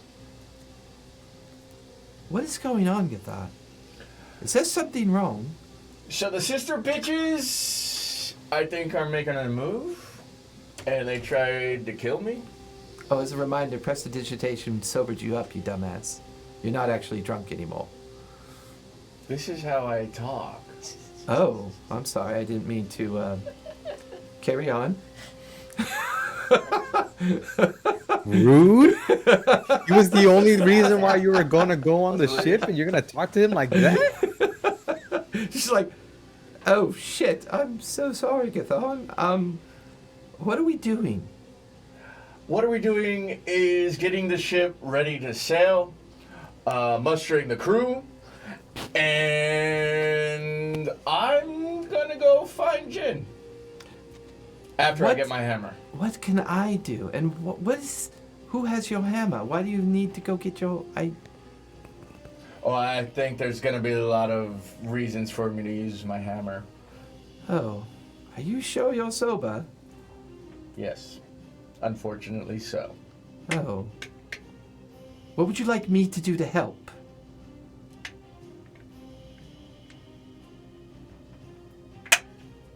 Find Captain Omni. Okay, I'm familiar with them. What? If I find them, what do I do? Tell them I'm going to the magistrate to go get Jin. Tell them about the assassination attempt. And go back to the ship and get it ready to sail. So clearly you suffered much physical damage to your head. Very well. She kind of throws the needle down onto the top of the table and pushes back and pulls her heavy knapsack over her shoulder, gathers up her cloak, and begins to race out of the Hoisted Sail Tavern. I pick up that needle. Okay. I take a cloth, wrap it, and I'm naked. So For the most part, yes. I mean, you have a little section of tied off kilt that you could. they picked me up before I could get dressed again. Oh yeah, that's right. You're naked in the tavern right now, aren't you? Yeah. I'll say at this point, somebody has tossed something that you could use as a kilt at your feet at this point. Okay. So I wrap that around myself. Okay. Tuck it tuck the into needle in. the fold. Okay. And then I start beating feet to the Whispering Eye. Okay. So you told her that you were going to the headquarters, but you're actually going to go to the Whispering Eye. I need my hammer. Oh, that's right, because you need your hammer first. Okay, fair enough. That's where you're going. Medi, what are you doing? You're currently clinging on to the ceiling. You can look Oh, down. no, that's why I was like, I'm running to go find Omni. Okay. Make your way down off the ceiling. From your position, the entire... I mean, like crawling on the ceiling, and then when there's no people below me, dropping and sprinting. Okay. Give me a perception check, because the room is now... Not only is the hallway and the first floor just filling up with guards and other individuals, it's getting crowded, to say the least. There it is. Just FYI, my base movement speed is 45 feet walking. Okay. Fair enough. You're about 15 Damn. minutes away from the Whispering Eye at this point. Yeah, and I'm sprinting. If you're sprinting, we'll say you'll get there in about 5. Okay. Be right back. I gotta Yep, that's the one. There it is. What'd you get? A 1. A 1? The entire first floor is just clogged with individuals. You do not see an opportunity to drop down at this point. However, being on the ceiling, you could continue to crawl across the ceiling and make your way over to where you could see one of the open windows or doors. That is exactly what I said I was doing, yes. Well, I thought you were looking for a spot to drop down to. No, I said that I was going to run across the ceiling. Gotcha. So as you make your way across the ceiling, you then come down one of the walls. One of those glass windows is now kind of peeled open. The curtains are fluttering, and you make your way outside. And as you kind of land on the outside, you watch as the metal garden gates fling open, and a Tharivol guard with Omni in tow are racing up the garden pathway. Okay. Cool. I will run up to meet them. Here's my vision. Okay. Here's what I intend. Okay.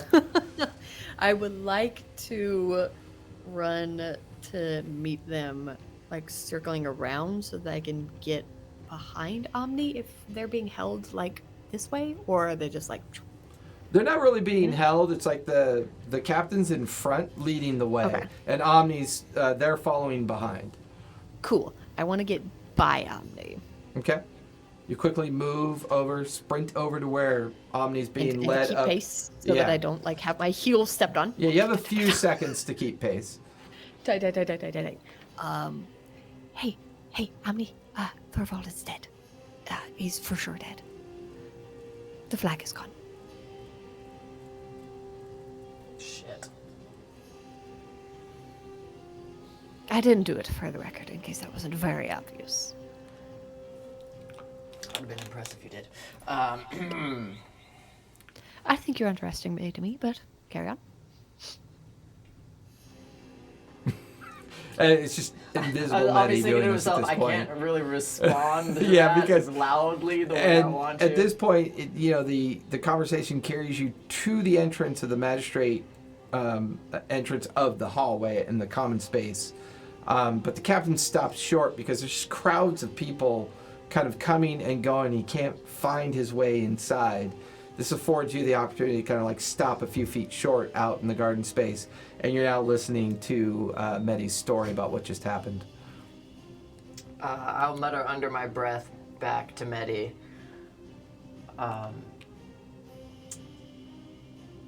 The Thorvald we saw at the fighting pits was one of the sisters. Jin hurt her really bad and she teleported out. I scryed on her and saw her with another one. So they're still here somewhere. I don't know where the third is. Okay, I will like grab onto an arm to try to imply sincerity, even though they can't see my face. Whoever did it was not an accomplished assassin.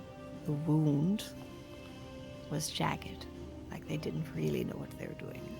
And it doesn't appear that it was Thorvald himself, but I checked him out and it's definitely Thorvald's body. But I don't think it was self-inflicted. Who's gonna have access or get close enough to where he'd let his guard down? And even if he did get just like stabbed and didn't realize it was happening, he would have measures in place so that he would heal himself quickly. Right? This doesn't make He's sense. so incredibly powerful, right? Unless it was a really long play and he wanted to die. I don't Have you seen the hawk? know. You want me to track him down next?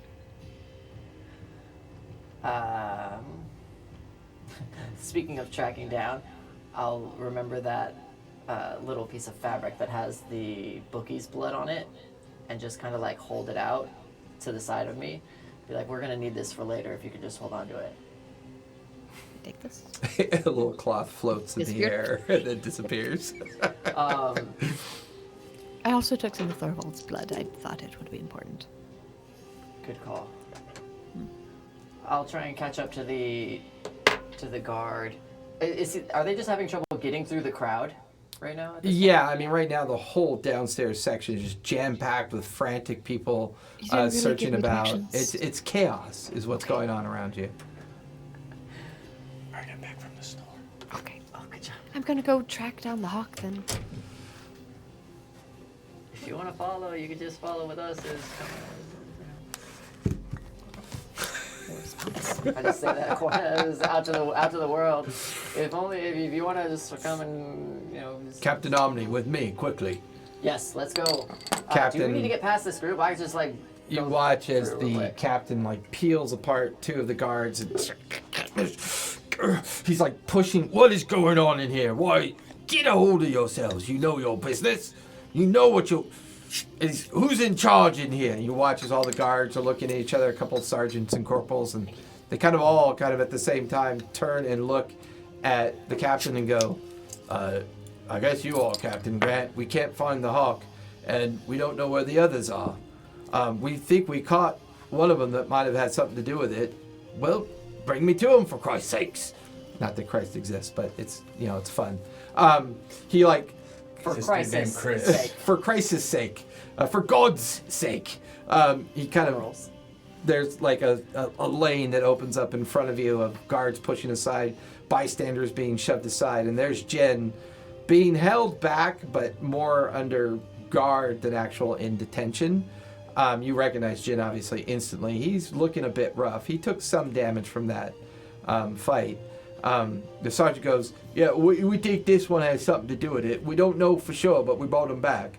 I understand that, but this man works for the Hawk. You see that thing on his belt? What thing on his belt? The fob, mate. The fob on his belt. He works for the Hawk. And they all look and they see it and they look, fuck. We thought for sure he had something to do with it. He does that creepy thing, he stepped out of the darkness after Tharivol disappeared. Well, Tharivol didn't disappear. His dead body's in the other room, isn't it? He kind of like pinches the bridge of his nose, looks back over at you. Captain Omni, I apologize. Jin, you're free to go. But if the two of you would join me in Thorvald's office so that we could kind of try to figure out what's going on here, that would be grand. Oh, now we get to hang out near Thorvald's dead body. Cool. Cool. Well- I'll walk over to Jin and put my hand on his shoulder and where'd it go? Lay on hands, give him 20 points back. Okay. Where'd you put your hands? On your shoulder. Yeah, your hands don't get to go near the hot mic like my mouth. Hot mic.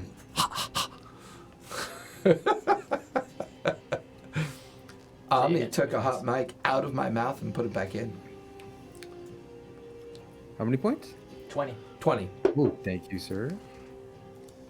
I just And realized, as I'm like, I why put can my I hand not on your hear shoulder. Brandon and Cesare very well? Your Look at my headphones are on. headset on.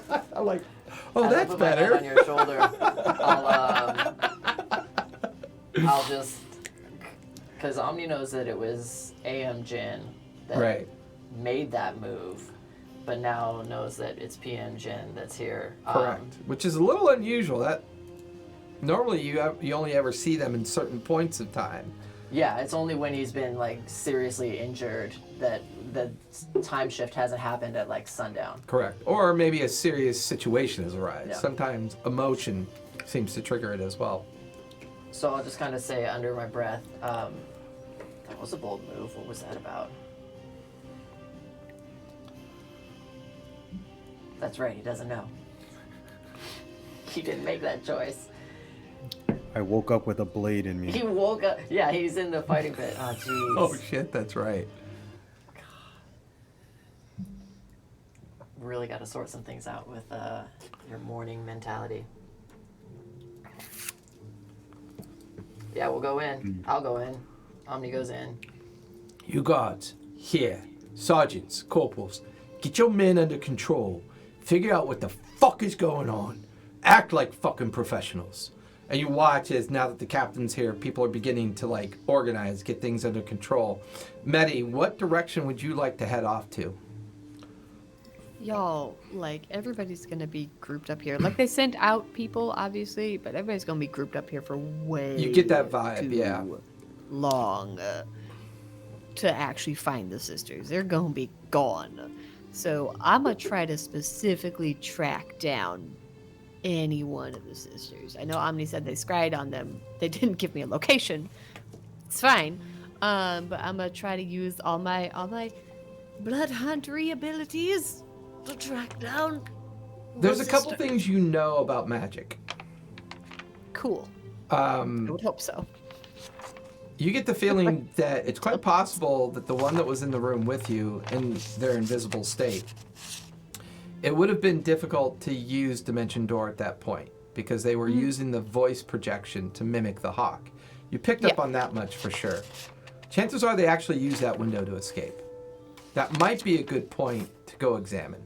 Got it. And that's a free and insight because that whole event was very personal and the emotion of that moment would have set in. Okay, so that was one of the sisters' voices. I didn't recognize it as such. It sounded like the dude, the big bad dude that is completely unrelated. So I wasn't sure if that was one of the sisters. It was a drow feminine voice. Got it. Yeah. I got it. I go that way. Okay. Above game, what was the name of that ship that Reamer's the captain of, the Warforged captain? I believe it's the Hawk, isn't it? Yeah, it was just Okay, called yeah. the Hawk. Yeah, it was just called the Hawk. Yeah. I It was wrote supposed to captain of impress. the Hawk. Yeah, it was supposed to impress a point of narcissism. Yeah, I wrote Captain the Hawk, but I just didn't know if it was the Hawk's personal captain type deal. Right. Gotcha. Fair enough. Not that you're trying to meta slip anything in, but anyways, No, this is something I'm trying to think of what I'm going to do. I'm fucking with you. I don't meta bitches. I That's a bitch metas. Zuckerberg. So, Meta, as you make your way to the other side of the building, you can also hear a captain. You can hear Captain Omni, and you can hear Jin now enter into the space right on the interior of the window. So you're able to kind of keep an ear out for what's going on as you begin to examine the area around you. Give me your survival check, please.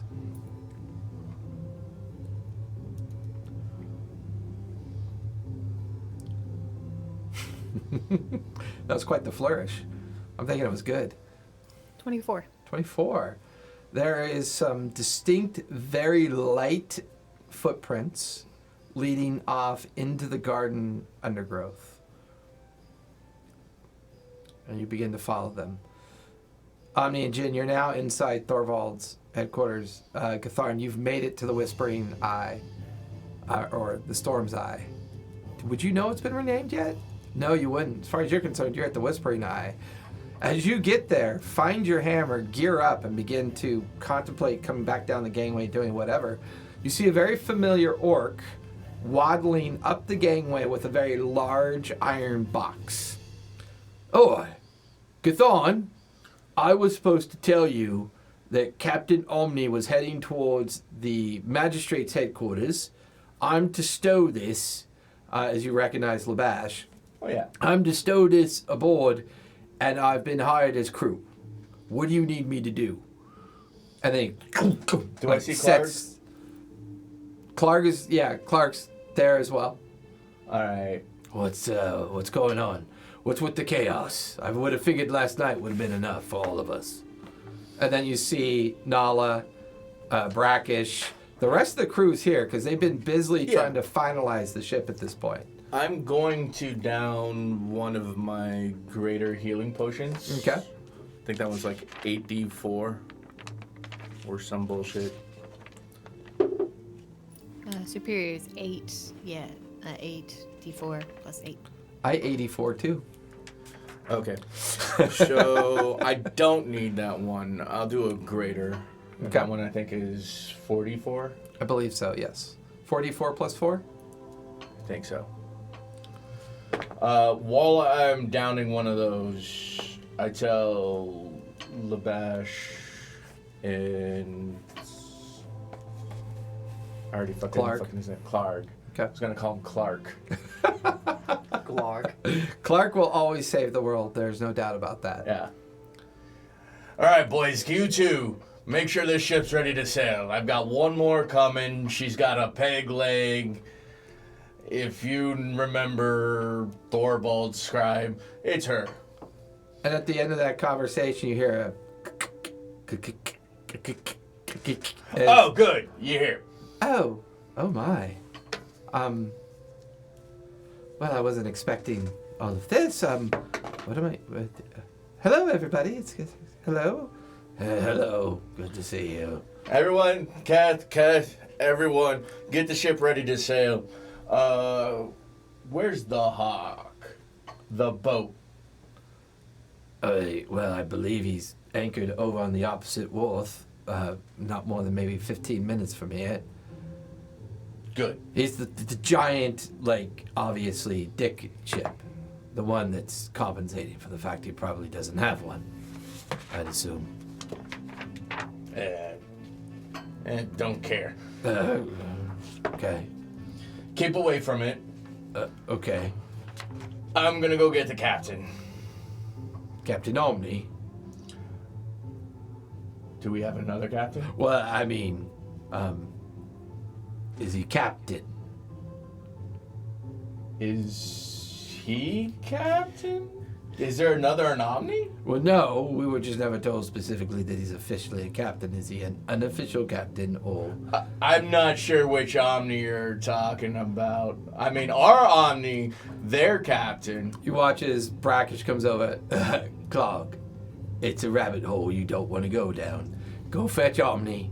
We'll get the ship ready. Get out of here, Gatharn. Amazing. Gatharn's just picking up on, the whole gender thing. Yeah. Love it. And you begin to race in the direction. But one thing I will tell him. If you see the Hawk ship, leave a runner and sail away. Okay, fair enough. Medi, as you kind of like begin to move through the undergrowth following this trail of an occasional branch that's been broken or a soft footstep that's been misaligned, and this person was trying to do a stealthy retreat. You get they're skilled. They tried very hard in their skill. Eventually you come to an iron wrought fence that marks the perimeter of the garden space before you're out into the proper area of the Revels. There's a series of scuff marks on the iron, on a couple of the iron bars, almost like somebody has climbed up and over this spot. I keep wanting to hit control because that is my unmute button on Discord. Hey, I know. StreamYard, I like you a bunch, but if you could just have like a keybind for mute, that would be great. Yeah, you're so true about that. I just tapped my mic. What? My other mic. I can just I was tap gonna it say- I was and gonna it like Okay. mutes it. You Well, exist in I the just studio don't want y'all this to time. have all my clacking mechanical keyboard noise in the background. Anyway, there's a thing that looks like somebody jumped over a fence. I do that too. Okay, give me quick acrobatics just to make sure you don't flub it. Okay, I'll make it quick. Yeah. 19. 19. Kind of shimmy over it and land on the other side. Looking Oh, I about. shimmy over it, so I jump, I stand up on top, and I shimmy, and then I jump down. Exactly. Omni has no problem with that as a representation. And you land on the other side, looking around. Give me a quick perception check with advantage, because you are invisible. 16. 16. Looking around, you can see a handful, like a stack of crates that have been spilt over near an alley entranceway. You could see where some debris from the other side and some carelessness, almost as if whoever this person was in an unusual hurry, but it looks like they've gone in the direction of the alleyway that you can see about 30 feet in front of you. Making your way over to the alleyway, you come up to the corner of it. As you look around, you can see that it's a kind of zigzagging motion of an alleyway that's kind of like in between all of these kind of like very rundown, dilapidated buildings of either whether people live in them or they're used for storage. Hard to tell, but you begin to kind of follow this. And as you follow it, you hear voices. They're female, and it sounds like there's 3 of them because we'll operate off your perception check that you just rolled. And you could hear them whispering to each other. You are invisible, but give me stealth with advantage because you are invisible. I want to make sure that so they. I know that they can see through it. Well, You but gave me the example of that. yeah, but you. Jason. No, I know, but this feels a little bit different. Yeah, right. 18. Okay. You can hear the 3 sisters talking amongst themselves. Are they dead? Did you kill the small green one? No, he got away from me. He's quick. I didn't want to leave myself out there too long. Sister, how are you? That fucking thing, whatever he is, nearly killed me. I don't know what he is, but I will enjoy ripping him apart and dissecting and trying to discover what he is. Fuck. Emotion, sister. The plan is in sway. The confusion will give us the time we need. I have to be honest with you. I was not expecting to find Thorvald's body. I was looking for the banner, but the banner wasn't there. But circumstance. I saw another entity there, and I used these. And you watch as she's holding a set of goggles that are kind of like hanging around her neck. That strange one that we've seen, the one they call Medi. She was in the room. I planted another seed of distraction, but with Thorvald being dead, we have the compass. Yeah, if we don't know where the banner is, what will he care? And off to your right, Medi, you hear a 4th voice. He will care a great deal, I can assure you. You watch as that familiar lich-like presence kind of comes out of the shadow looks at the three sisters. That banner was part of the deal, was it not? Just because I was distracted by something else doesn't mean our deal is set aside. It is not that the deal is set aside, Master, but the banner was not there. You said it would be there, and it wasn't. Yes, a small wrinkle in a rather perfect plan. I depart for Zadash, and I check in with Gregor. By tomorrow, I will let him know that Tharivol is dead, the guild houses are in chaos, and, well, his plan is in full sway. Get off of this island within the hour, if you know what's good for you. The entire Clovis Concord Navy lies not very far away. They intend to eradicate this place. Do you understand me? Yes, Master. An hour is all we have. Cover your tracks. Take out those that know who you are. I have dealt with the one called the Hawk. There's no need to worry about him anymore. This entire rebellion, this cause, will fail before it gets started. Now, off with all of you. You watch as a recoiling kind of cloud of energy kind of bevels in and out, the fourth voice disappearing, a shadow gone. The three sisters stare at each other and begin to sprint off in a direction that will take them deeper towards the wharfs. Anything you want to do? Yep. Oh, hold up. Okay. Oh, hold up. I understand they try to leave, but what if they didn't, though? Okay. Well, they're trying to. They're Let's trying get to. ourselves killed. Right. They're trying to. So one of them was injured, but is less so now, right? Looks like she was. No, being you can. I injured mean, too. you're not intimate. It could be an it. You don't know. I mean, they're still, a sentient creature. She, they, whatever. There's one that still looks comparably wounded. The one that you suspect. Well, I don't know if you would know this. No, you wouldn't know this. There was one that was kind of injured and wounded and had done some self-recovery, but they still look, and there was enough physical evidence on them, dried blood down the backside of their clothing, their leathers. One of them was quite injured, yeah. Okay, how far away are they before they take off? Because obviously They're only about 20, 25 feet away from you, around the corner where they had that conversation with that creepy individual that you've had the run-in with. And he's gone. off, You which watched as he just great for me. bamfed out of existence. Okay, cool. Tight. Let's throw some bows. Bad things about to happen. Great Yeah. things are about to happen. In my invisibility, I'm gonna do two things real quick. Okay. I'm gonna cut my hand and Okay. hold that hand out at the one that looks like it was at one point wounded. And I would Maybe she's even coming out, whatever. say she becomes a target for you because the other two sisters are leaving a little bit quicker than Yeah. she is. So she lingers slightly back at the same time. Tight. I would like for her to make a strength save and hope that she's not strong. Okay. That'll be at disadvantage too. She's a muscle mage. She's a muscle I mage. rolled She an- casts fists. That's great. I rolled an 18 minus 2 or a 4 minus 2. So she rolled a 2. My girl cannot move.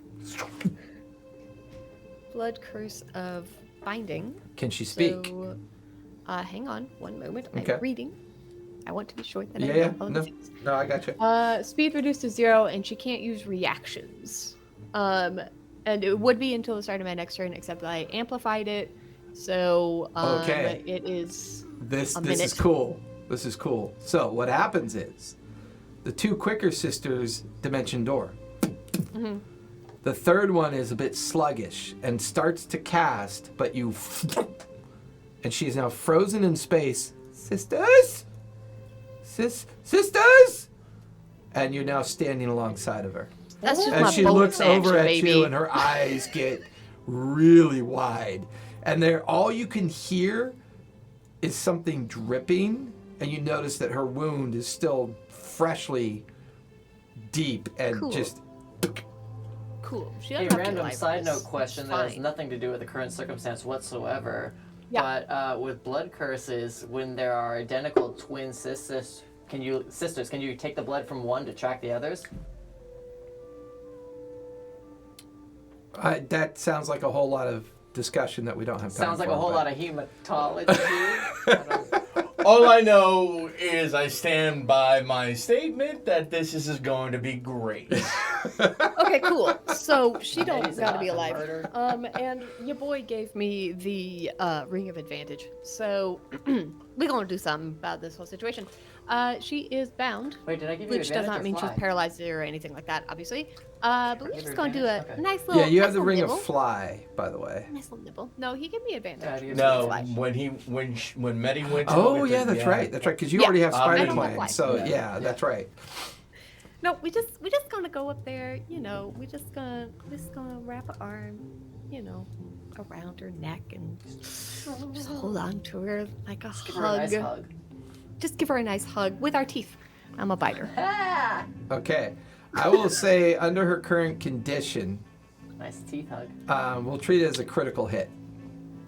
Beautiful. She is unable to react, move, Yeah. and all she can do is give out a blood-curdling scream as your teeth just dig deeply into her Wonderful. neck. Let's throw everything into this, shall we? Pause for math. Pause for math. Pause for math, yeah. I will need you to make a roll once we resolve the math, though. There's a separate thing that'll I'd be happen. really excited to see what happens when you strip this body and what she has on her. She's got to have a ridiculous amount of like some magic boosting stuffs.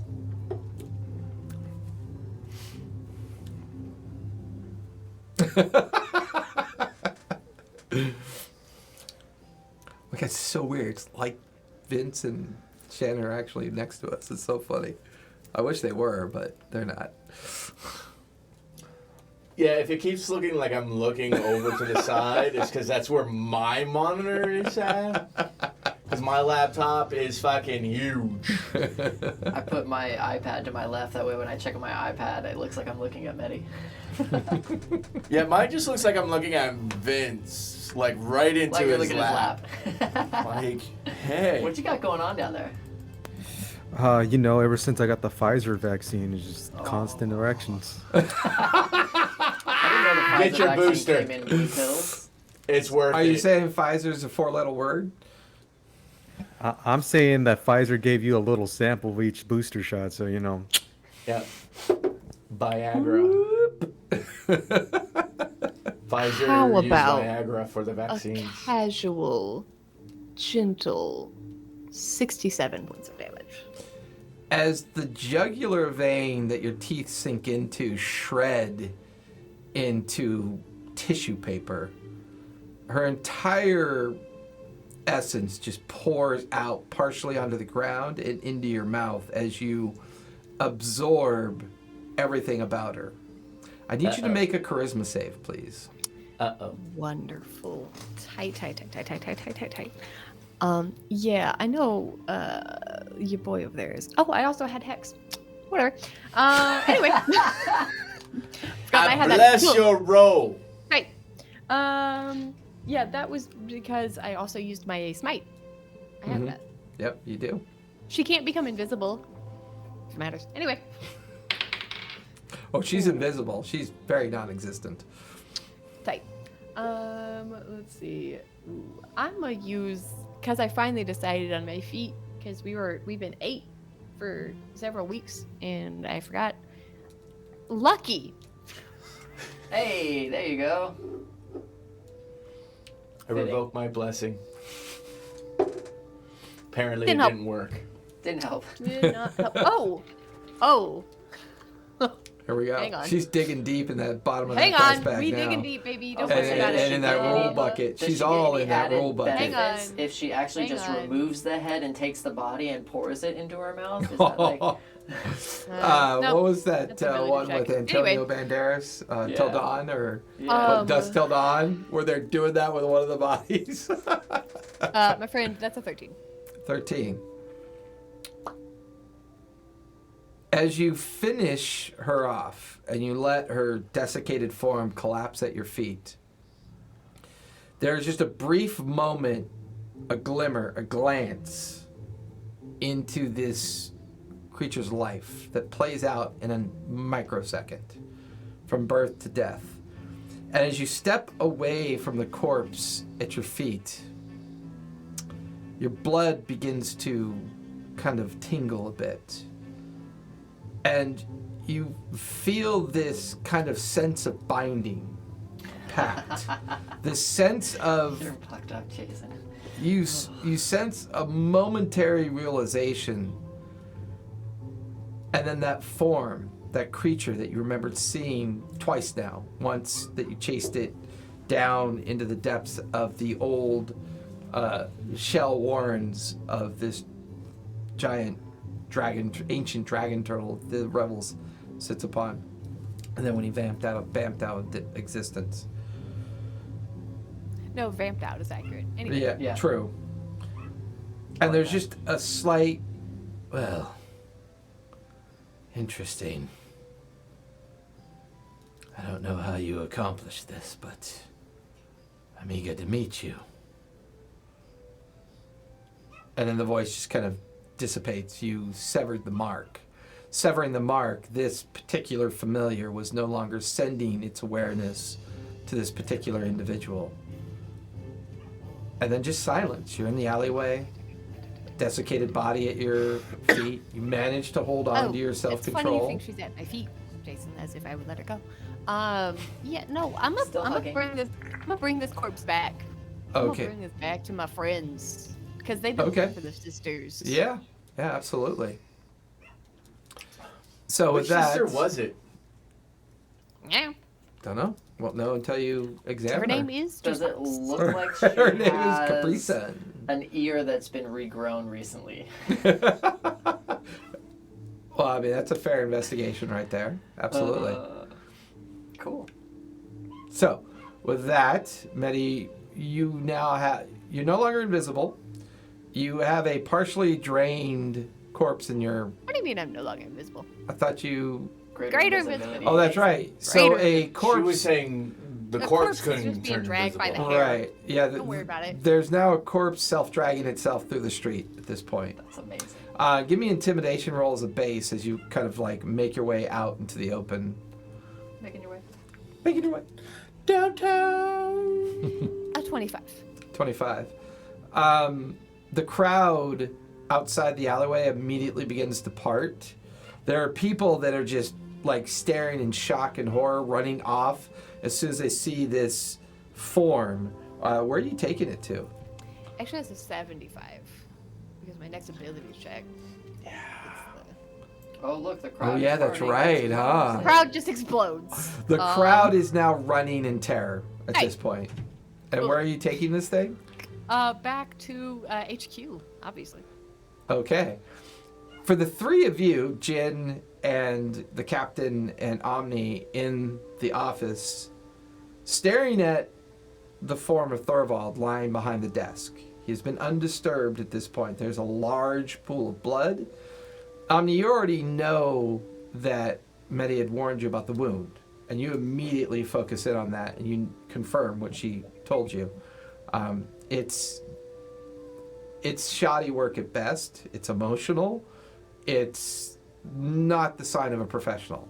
This you pick up on with both looking at it and understanding Medi's point. So the first thing that comes to Omni's mind is Maximilian described himself as a master spy, not as an assassin. Fair. As And he's always put Omni's himself over there thinking, up as Jin's like a gonna try to fop. prop Thorvald's body back into his chair. Give me an athletics check as you do He's that. huge. He's like 8 feet tall. And Nat 20, what a waste. You exert a great deal of effort and force, unlike anything you've done before, but you're nighttime Jin, you're not daytime Jin, and you just think of the information about the Leviathan to kind of give you that little extra oomph, And you manage to pick up this 8-foot tall, 400-pound individual and struggle to set him in the chair. You bring the chair upright, set him in it. His head kind of lolls back. You can see the open throat and kind of the interior veins and cartilage and windpipe that's severed. All this ragged skin and meat kind of flays open. His head kind of pezzes backwards a bit. He's a little bit rigor mortis is set in, so he's a little bit stiff in the elbow and knees and hip joints, but you managed to get him in the chair. I'll pull out my dagger actually, and does it look like the wound could be done from my height, and then I'll just keep shrinking and shrinking to see where it seems like the height of the angle of the knife would be. That's fucking boss. I love that. As he's like trying to put the body in the chair, I imagined for some reason it was like a rolling desk chair, and as he's trying to put the body in it, the chair just keeps rolling out from under. It's a nat 20. Wait, Come on, man. rolling desk chairs. Come on, nat 20. Fair enough. First time. As the two of you are kind of taking this in, the captain is just like, Jin, I'm sorry, but what do you... And then watch as you begin to physically change form. And as you physically change, you're 5'2", 5'3". You get the feeling that the raggedness of the wound is someone who had to reach up very high and over to accomplish this. Someone short of stature, for sure. I look at Omni. When did Raylene leave? It was Kath. You sure that? Was that Totally sound like a crazy. thought? Chiming in to say, technically that was a 91 on my intimidation. Anyway, carry on. Sweet Jesus. What? Way to break the game. Thank you, Maddie, for breaking the game. Alright. It's I broken. don't know how that works. It's literally making a weird clunky noise every time the gear turns over. So you've done it. You've broken it. You broke the game. Because you still get to like roll your Oh, I know. Yeah, you still get to do the roll. Anyway, And that's why I'm surprised that the number was so low. Surprised it wasn't like 1.5 million or something like that. So I'm gonna cast locate object on the flag. Yeah, because you're very familiar with it. What's the range on that for locate object? 1,000 feet. 1,000 feet. There is no response, no rebound, no notification that it's within that 1,000-foot range. Sweet. So this goes. Let me see. Concentration up to 10 minutes. Okay. I notice what Jin is looking at. Approximately. I guess I should do maybe an investigation to see like at what point his height looks like the angle would have been, like so that I can get a number of how tall the person would have been real quick for like the angle of attack. With Jin's description and his example that he's setting, give me an insight with advantage as you begin to try to make this calculus. That's pretty good. 18. 18. Two things come to mind based on Jin's example, and he is now at the height of what had happened. The individual, you get the feeling that Thorvald was in the process of getting up at the time. You also get the feeling that some effect was upon him because the halting ability of his physical motion is probably responsible for the jagged marks. As much as you want to believe this is unprofessional, there's a part of you that wonders, is this someone else that was forced to do something? Because it doesn't make a lot of sense to you.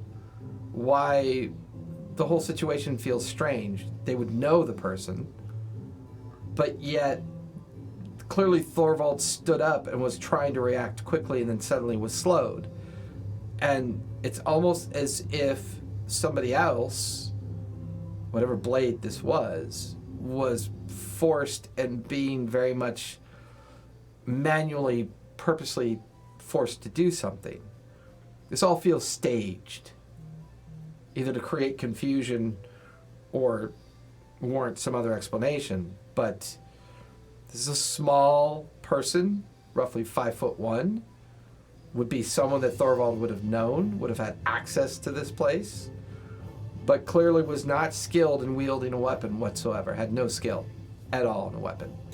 That How definitely tall- doesn't sound like Raylene to you. How tall did Kath look when we saw her before? 5'1". They haven't met Keth.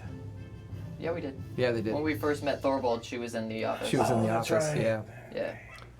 I was drunk. Yeah, you were on all kinds of stuff. Okay, I will relay a lot of that information in a very, like, Sherlock and Watson kind of interaction as Jin and I are kind of, like, going over and Omni will talk through their thought process out loud so the captain can hear. Okay. And then we'll look to the window that's open and right before casting locate object, we'll say, we'll be right back. Okay. We'll activate the ring of fly, cast locate object, and fly as fast as possible in like a out and around in order to try and expand that 1,000-foot radius For the next 10 minutes? for the next 10 minutes. Okay, Yeah. fair enough. And it's during that 10 minutes, Jin, anything you want to do at this point?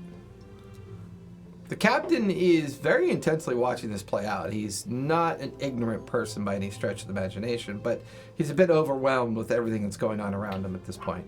Oh, we'll also mention you should find the hawk. Right. I have I'd people... peek the head back in. He- Find the fucking hawk. He actually goes to the door, barks that order. Well, actually, I think he said that previously Yeah. to try to locate the hawk. So he gets the understanding that there's some import behind that. So anything you want to do, Jen, with this 10 minutes that Omni's consuming? I sit on the desk and I pull out the book the hawk gave me and just start reading. Okay. I immediately thought you were gonna sit on Thorvald's lap. My initial thought was dumping him back out of the chair, but the And then captain's in sitting in there. his chair, yeah. Yeah, That but was the captain's in funny. there, and Jin doesn't want to be a complete asshole, so Just partial asshole. just partial. As this 10-minute plays out, A half asshole. no sign, no ping, no response. However, the hallway outside the door into Thorvald's office gets suddenly quiet, and the three of you, the captain, you and Jin, hear a knock at the door. I turn a page. Come in. Medi, you hear Jin say, "Come in." I assume I still have her. Oh yeah, you've cleared out the hallway. That's why the hall's silent. Yeah, Yep. there are And obviously terrified now people I'll be pressed up visible. against the wall, like looking at this free-floating corpse at this point. Yeah, and when I get there and make it past, I'll drop the invisibility. Yeah, you covered in blood and satiated. That doesn't create more horror at all. The door opens, and Jen and Omni, you see Medi. Oh, I'm back. This is after the 10? Yeah, you're kind of like cruising around, checking. And Jen's no ping. reading. No ping, no rebound, no nothing. The door opens after it's knocked, and Jen says, "Come in," and in comes Medi as she kind of reappears in space, holding the dead form of one of the sisters. Told you not to underestimate me. With that heavy footsteps coming up the hallway, Gatharn comes stumbling into the office as well. Axe, battle rattle ready, and standing there looking at this scene. Gatharn, you can see Thorvald's dead corpse sitting in a chair, its head lolled back. One of the dead sisters splayed out at Medi's feet as Medi has dragged her into the room. Omni, Jin, and one of Thorvald's captain's guards kind of staring at all this, and you're now with everybody else as well. Oh, good. You're already apprised of the situation. We're fucked.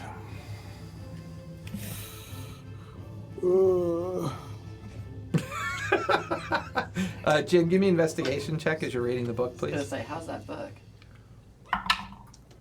Ooh, not bad. Now I'm gonna use my other. I like my dice. He actually squealed. Did you hear that? 17. I thought maybe his girl pinched him on the butt. Where'd my dice go? This book is littered with navigational charts, references, stories, both superstitious lore and legend in regards to this ship called the Leviathan. Everything you need to know or want to know about how this has been absorbed amongst communities that understand what their superstition is of the Leviathan and what it, it's almost as if it's a synopsis of gathered information over the course of many years. Can I tell where the earliest accounts of the sightings were? They range all over the spectrum. The earliest accounts would match with your backstory information. Cool. I'm gonna look at the captain. Where would Thorvald keep his charts? His charts, what do you mean? Like his navigational charts. Well, I'd imagine he'd keep them on his ship. What about his medical chart? Past family history, relations, any current diseases that he has? I don't think he'd keep a chart like that. Why not? I'm It's important to rummaging know. through the desk. Okay, give me investigation as you rummage through the desk. Jin's like, whoa, buddy. What are you doing down there? 16. 16? I mean, you're flinging open drawers. There's kind of like a little hutch drawer, credenza system below at his feet. You kind of swing a couple of those open, a couple more. It's just stacks of notes, papers, journals, a couple small bags of coins that kind of come out and onto the ground. A couple maybe keys, a ring of keys kind of rattle onto the ground. The thin drawer in the center opens up and it's just writing implements, parchment. Maddie's not going to mention the vast army that's waiting outside that's closing in on us right now? I haven't got an opportunity to speak. Welcome to interject, man. You're welcome to interject.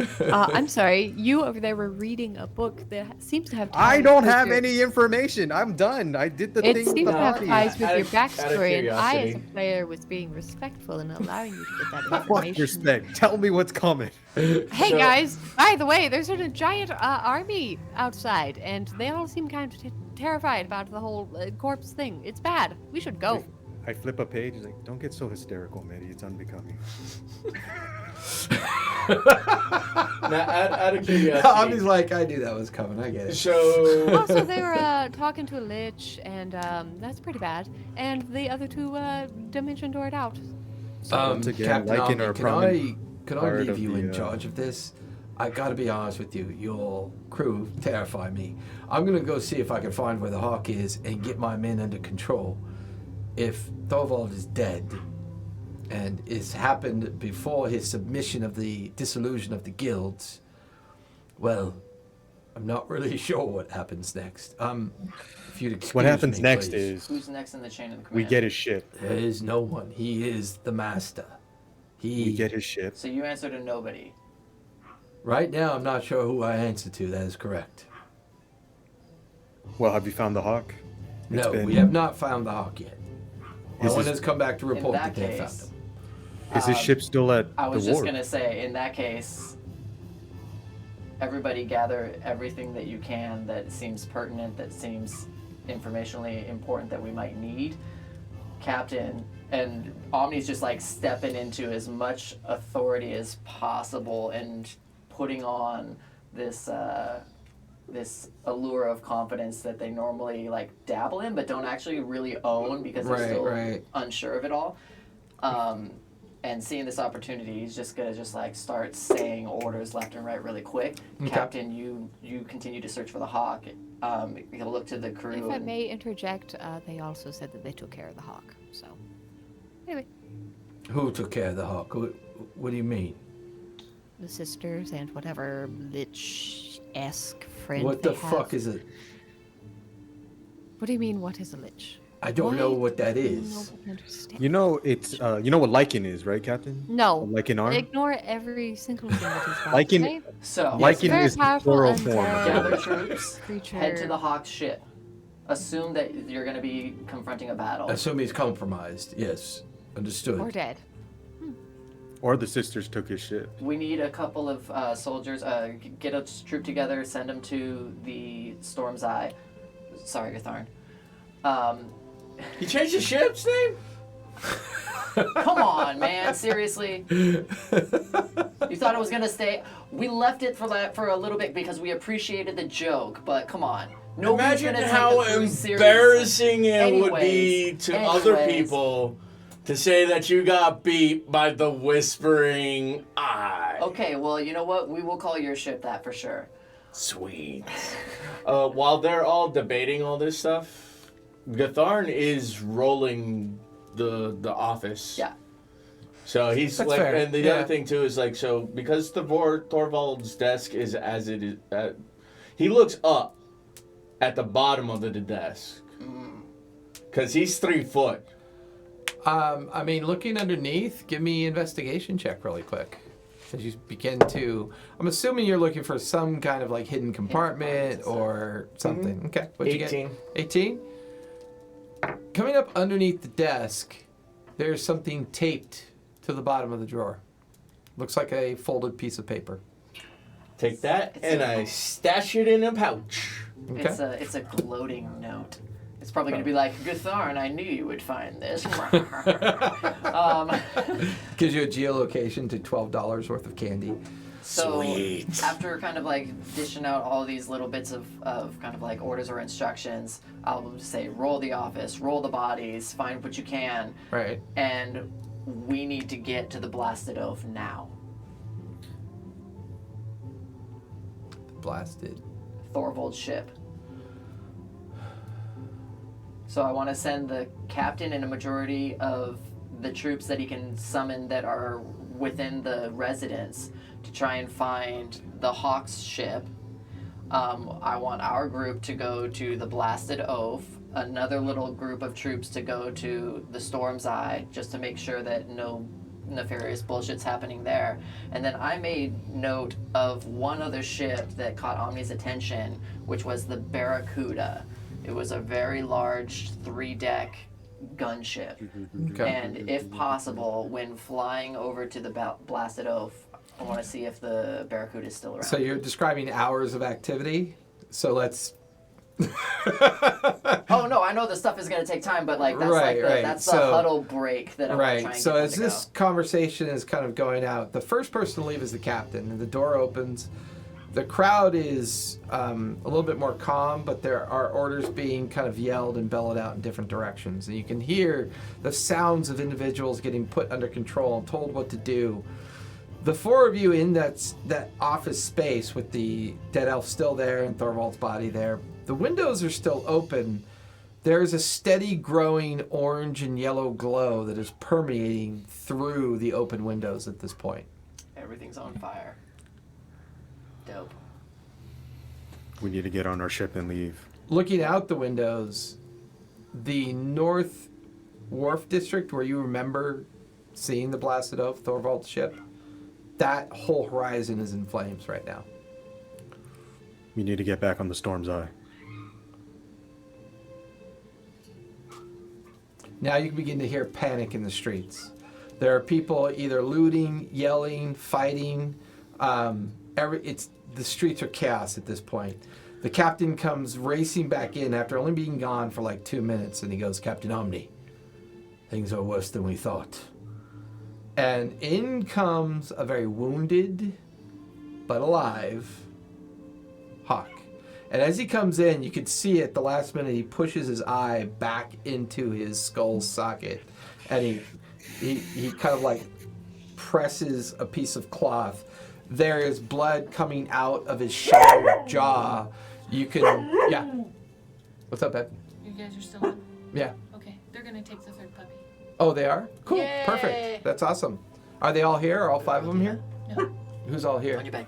Well, they're gonna take the dog home And then come back? Okay, perfect. That's awesome. I'm so glad. We have blue healer puppies for the farm now, and we had one extra one that we gave to our tack and feed retail shop. And one of their employees is coming up in our 5 o'clock session, and they've been looking for a dog as well. As the captain comes back into the office with the Hawk in tow, he's heavily wounded, and he kind of like slouches down on one of the nearby chairs. And you watch as he reaches into a pouch, pulls out a pipe, and very gingerly kind of puts it in the corner of his mouth. Well, it would seem that the My master spy has finally been, excuse me, pulls out a tooth and lets it drop to the floor. Invested. I see things are worse than I thought. And he kind of looks in the direction of Thorvald's body, kind of in the chair. He looks from Thorvald, looks over at you, Omni. What are your orders, sir? Coagulated blood kind of spilling out of the corner of his mouth. Damn it, Hawk. Let us get you some help. Holds up his hand. I'm okay. Did you just ask us what our orders are? Yes, I did. Little smile curls at the corner of Omni's mouth. You were the final commission that he signed. That commission has not been delivered yet. It's the only commission that was on his personage, on his desk. I had not had a chance to get it submitted to the messaging service. That was supposed to happen. We're not an today. official captain? No, you are officially the only sanctioned captain of the Revels. Technically, his replacement. He continues coughing. You watch as two of the guards come over, kind of begin to do their best to do whatever they can do. And the Hawk is definitely struggling, but he's staying conscious. At this point, the captain and at least one or two other sergeants that have walked in are staring at you quite intently. The captain walks towards you and, is this true? Were you commissioned recently? Yeah. I'll walk. What are your orders, sir? I'll walk over to the Hawk. Is he like sitting down or? He's barely sitting. I mean, his left boot is making squishy noises every time he shifts. Is Thorvald's hammer in here? I was totally gonna call that for you. No, it's totally. When I said roll the room, I was thinking like that maul. There's been no sign of the banner and no sign of the dual maul. That would, because really it was the banner and then the dual mauls in front of it, so it kind of created its own kind of emblem. And you kind of remember him mentioning that was almost like a purpose in mind when he had brought you in for the previous conversation. Magic awareness. Good call. Okay. Everything within 60 feet that's visual or visible to me, I can detect whether it's magical or not. And What's that I would say the last spot you were in was underneath the desk, correct? And then you would have come out, and you're kind of After now. I grabbed the note and just stashed it in my pouch. Yeah. Okay. Making your way over to an outline, a glyph that the magical awareness instantly rebounds off of. You can see where two bookcases come together. There's something behind the two bookcases. It's a fireball. There. There what? What are you pointing at? I go over. Medi? If a djinn will allow me to. That was awesome. Jin's still Just like, fuck you. Also, they did rather specifically say that it was Gregor, and also that they believe that they have the compass, but they don't have the banner. Anyway. But they don't have the banner. You guys watch as the That two banner sergeants go over to the specifically bookcase was part and of the deal. peel apart the two bookcases. There's a metallic, emblazoned item in the side of the wall, glowing with a bit of magical light.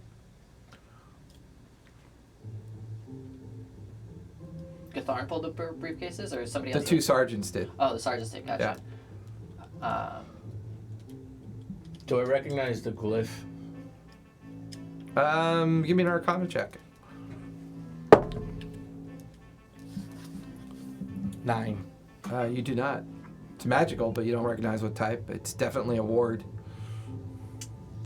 I'm gonna walk over to the Hawk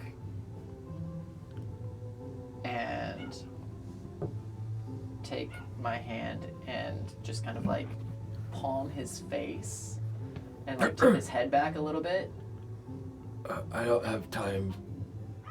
and like For tilt it from romance. side to side to like just kind of like look like I'm looking at his wounds.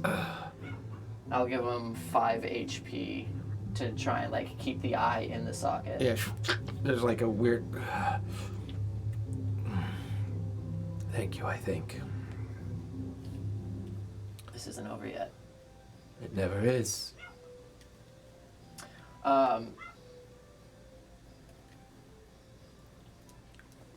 Omni's mindset shifted immediately when the fires started, or when they saw the fires, and what went from figuring out the murder situation and the flag and all of the other things, it immediately transferred into how do we get everybody off of the Revels as safely as possible, and then prep them for war because there's an armada nearby. So immediately thinking of the different ships, the Barracuda is the first one that comes to mind as the main gun because the blasted oaf is apparently in flames. Well, I mean, you don't know that. I mean, as far as you're Yeah. concerned, that whole area of the wharf just seems to be burning, Lit. or at least getting going. Yeah, we'll tell the captain we need to muster as many fighting ships as possible to be ready for everything. It's a plan to escape, survive, or fight, sir. It's chaos out there. Some captains are already leaving. A little bit of A, a little bit of B, and a little bit of C. All of the above. Shall I light the fire, sir? Torch them up. It seems the fires are already lit everywhere. No, the signal, sir. Oh. Omni knows exactly what that means. Cesare can I- does not. Can I roll for if Jin knows what that means? You can give me an insight check. 15. I mean, the two of you do remember at the very top of the magistrate building was a rather tall tower with like a metal cauldron-like base at the very top of it that had guards in front of it. Maybe it was like an alert tower of some sort, a warning tower of some sort. Just never Captain. really prompted you to have any further investigation of it. So he's Captain. probably talking about an alarm system. Right. If we send the signal to retreat, can you also give coordinates to where? No, it's a failsafe. Once that alarm is lit, and everybody sees it, they know to scatter. They know the survival then is I the would- only intent of this alarm. But it's probably the quickest way to warn everybody. Otherwise, it could I take look- hours to get the I word look out. at Omni. There's only one place where we can recall and try to siege and make it our new base of operations. Katharn showed us in his charts. Darktow. We send the signal to retreat, have the soldiers spread the word to meet at Darktow, and hopefully everybody meets us there. We have What do to you think, evade Eddie? the Armada. She's typing. Yeah. Are you talking to me? Yeah. Yeah. sure. Okay, yeah. I was talking about the echo. There's an echo. There's an echo? Yeah. Oh, yeah, I just heard that. Where'd that come from? Well, forget about it, man. Our time's almost up, so let's just focus on this. We'll worry about the echo next week, Okay. right? What did you need from me? We're asking for your What do you opinion, think? Nettie. As far On- as falling back and going to Darktow as everybody, as like trying to spread the word to get all of the ships to scatter but meet at Darktow. I don't see why If not. Gregore's army is here waiting for us, We should have left like an hour ago. Is what yeah, you're saying. scattering isn't going to necessarily do much. So No. enough discourse. We That's might the have plan. an opportunity Spread the to word, Captain. Light thin the 'em out. fire. Maddie? I Omni. was Give the agreeing order. with you. I don't see why not. Captain goes, yes, sir. The minute I light it, things will go off quickly. And you're saying that our rally point is Darktow? Is that correct? Ooh, wait. You realize that's Clovis Conclave territory. You're asking us to go directly. Rumble Cusp. It's a smuggler's aisle. We can't repair at Rumblecus. They don't have the proper facilities. But if Thorvald truly was beset by enemies of the Clovis Conclave, that risks our exposure as well. I'm Or just do we make saying. a stand here? There are not enough of us here. Half the captains had already left under Thorvald's orders over the past 2 days. And if the army was already waiting for them out in the sea, they're probably all dead. I don't know. Maybe. I start rummaging through his desk to see if there's any sending stones. Give me an investigation check. Yeah, can we roll this elf spotty real quick? I will assist on the investigation. Okay. Hey, you roll with advantage then, Shan. Were you able to check to see if we still had an echo? It's better. Is it? I don't. I think it was yeah. just because my Next to head, his mic. my headset Oh, was near my gotcha. mic. Because it was Yeah. on the next to the. Gotcha. That makes sense. Indubitably 18. Indubitably 18.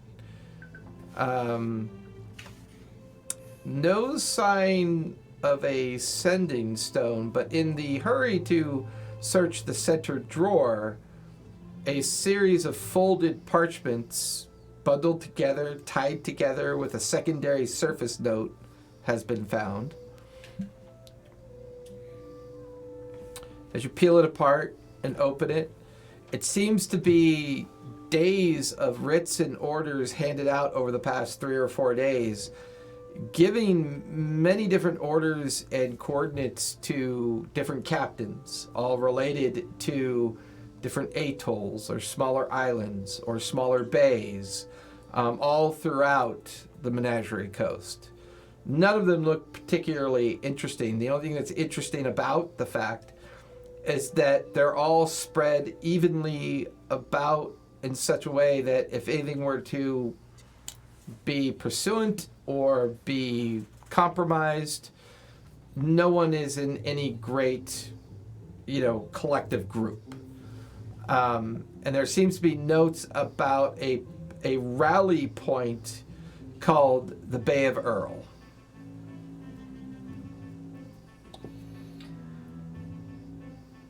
Obviously, share this information with the group. Okay. I'm gonna go and investigate the glyph and see if I can. Make an Arcana check. Medi, if this is where they're supposed to rally anyway, signal this call for retreat and spread this word. We can gather our forces here and then make our stand. Do what I can. I'll light the fires. And you watch as he races out into the hallway, and immediately people begin to race out of the HQ, leaving the 4 of you alone in the office momentarily, and all manner of busy activity is going on around outside in the garden space, out in the hallway, and eventually you hear a massive gong bell ringing, a flare of noise from far up above, and then a series of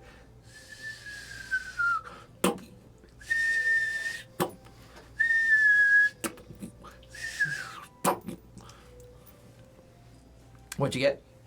Natural 19. It's a Plus fire ward. It's a Zero. decently materialized fire ward that if you were to try to open the secret door that's outlined without disarming that, it could do a significant amount of damage. Cool. Omni's feeling confident. Would like to try and disarm it in somehow. Hold on. Omni, do you bring this to our attention? Oh yeah. Dispel magic. What level? 4th. Fizzles. The door.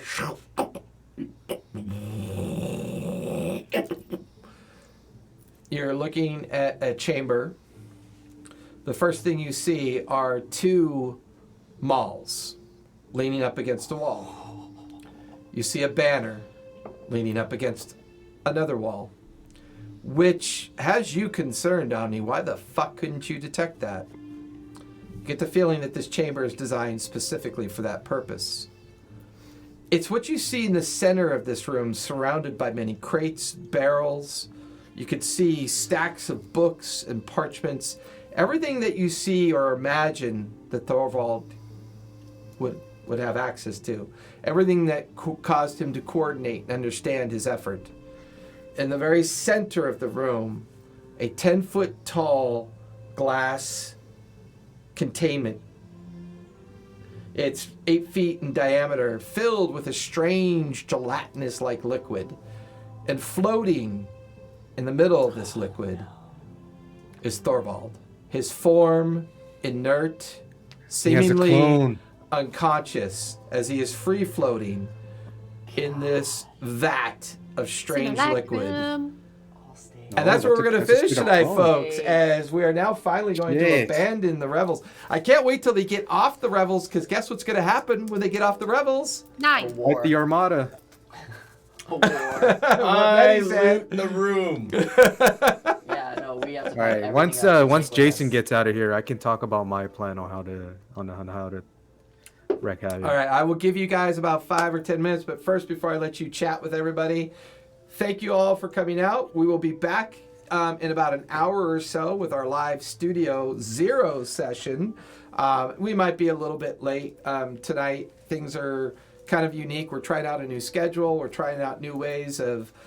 Cesare is one of the most amazing studio sound audio people I've ever I don't met. feel like it in my because life. I'm not happy with it right now. He's doing his best. Unfortunately, I bet he's super happy with my microphone. No, I'm not. Oh, really? That's why I'm not happy. Oh, that's unfortunate because this is not a cheap microphone.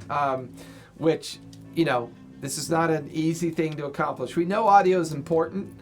Almost as important as story. So, we try to get both right, and we want to share it with you, which is the whole kind of idea behind the TTRPG Academy. We teach it, we learn it, and we play it. That's our vibe. That's what we try to shoot for. So we're on every night of the week at this point. So in 2 weeks, I have a new Saturday campaign starting up, which I'll start publishing information for that.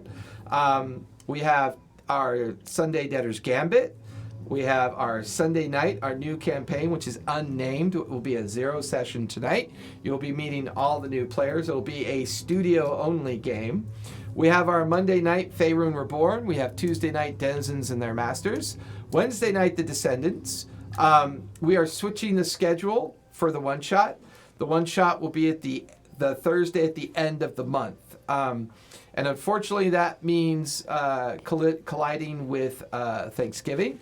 So the one-shot will be taking a hiatus this month, and we will look at having it in December. It's where if you join our Discord, you create a level 10, 15, or 20 character and hit the accept on the event, and you get to play live with everybody online watching you. And it's very meta. It's designed purposely to be meta, where we help each other learn rules. I get to test encounters. Individuals get to test builds. It's lots of fun. Unfortunately, I think with the holidays, as Shannon had said earlier, it's a lot harder for people to schedule it. So we're going to change it to once a month, and we'll see if we can bring it around this month. And then, of course, Saturday, The Graying Lands, which will be premiering in 2 weeks. And then Sunday, Debtors Gambit, which is 1 to 4. And then, Age of Arcanum on Friday nights, which may be going through a bit of a change. We may be saying farewell to Gray and Callan for a bit and introducing potentially new characters. But we will be back with Age of Arcanum next Friday as well. So everything you need to know about us is down below. Join our Discord. Come hang out. Come struggle with us or have fun with us, whatever you want to do. We love to answer questions. I do pop up creations and monster stuff all the time. I'm usually pretty regular on Mondays, but every now and then I'll pop up on Tuesday, Wednesday, and I'll probably be more regular with it on Thursdays now that Thursdays will be kind of an open day for world creation and other activities. So please hang out. If you can afford, please subscribe. If not, use your Prime, make Bezos pay for it. Otherwise, follow us. It helps with the algorithm. Thank you, the Role Players Guild, for rating us today. That was lots of Lots of fun. Thank you for doing that. It's much appreciated. We will be back here in a little over an hour, and we will be kicking off a brand new campaign, brand new players with a 0 session. It's unnamed. We haven't chosen the theme yet. I'm letting the players do all that work, and then I merely tell the story. So thanks, everybody. Thank you much. Talk to you all later. Bye, everybody. Oh, Bye. Stay safe, be kind, and play a game. It's important. You'll love it. Yeah. Bye, everybody.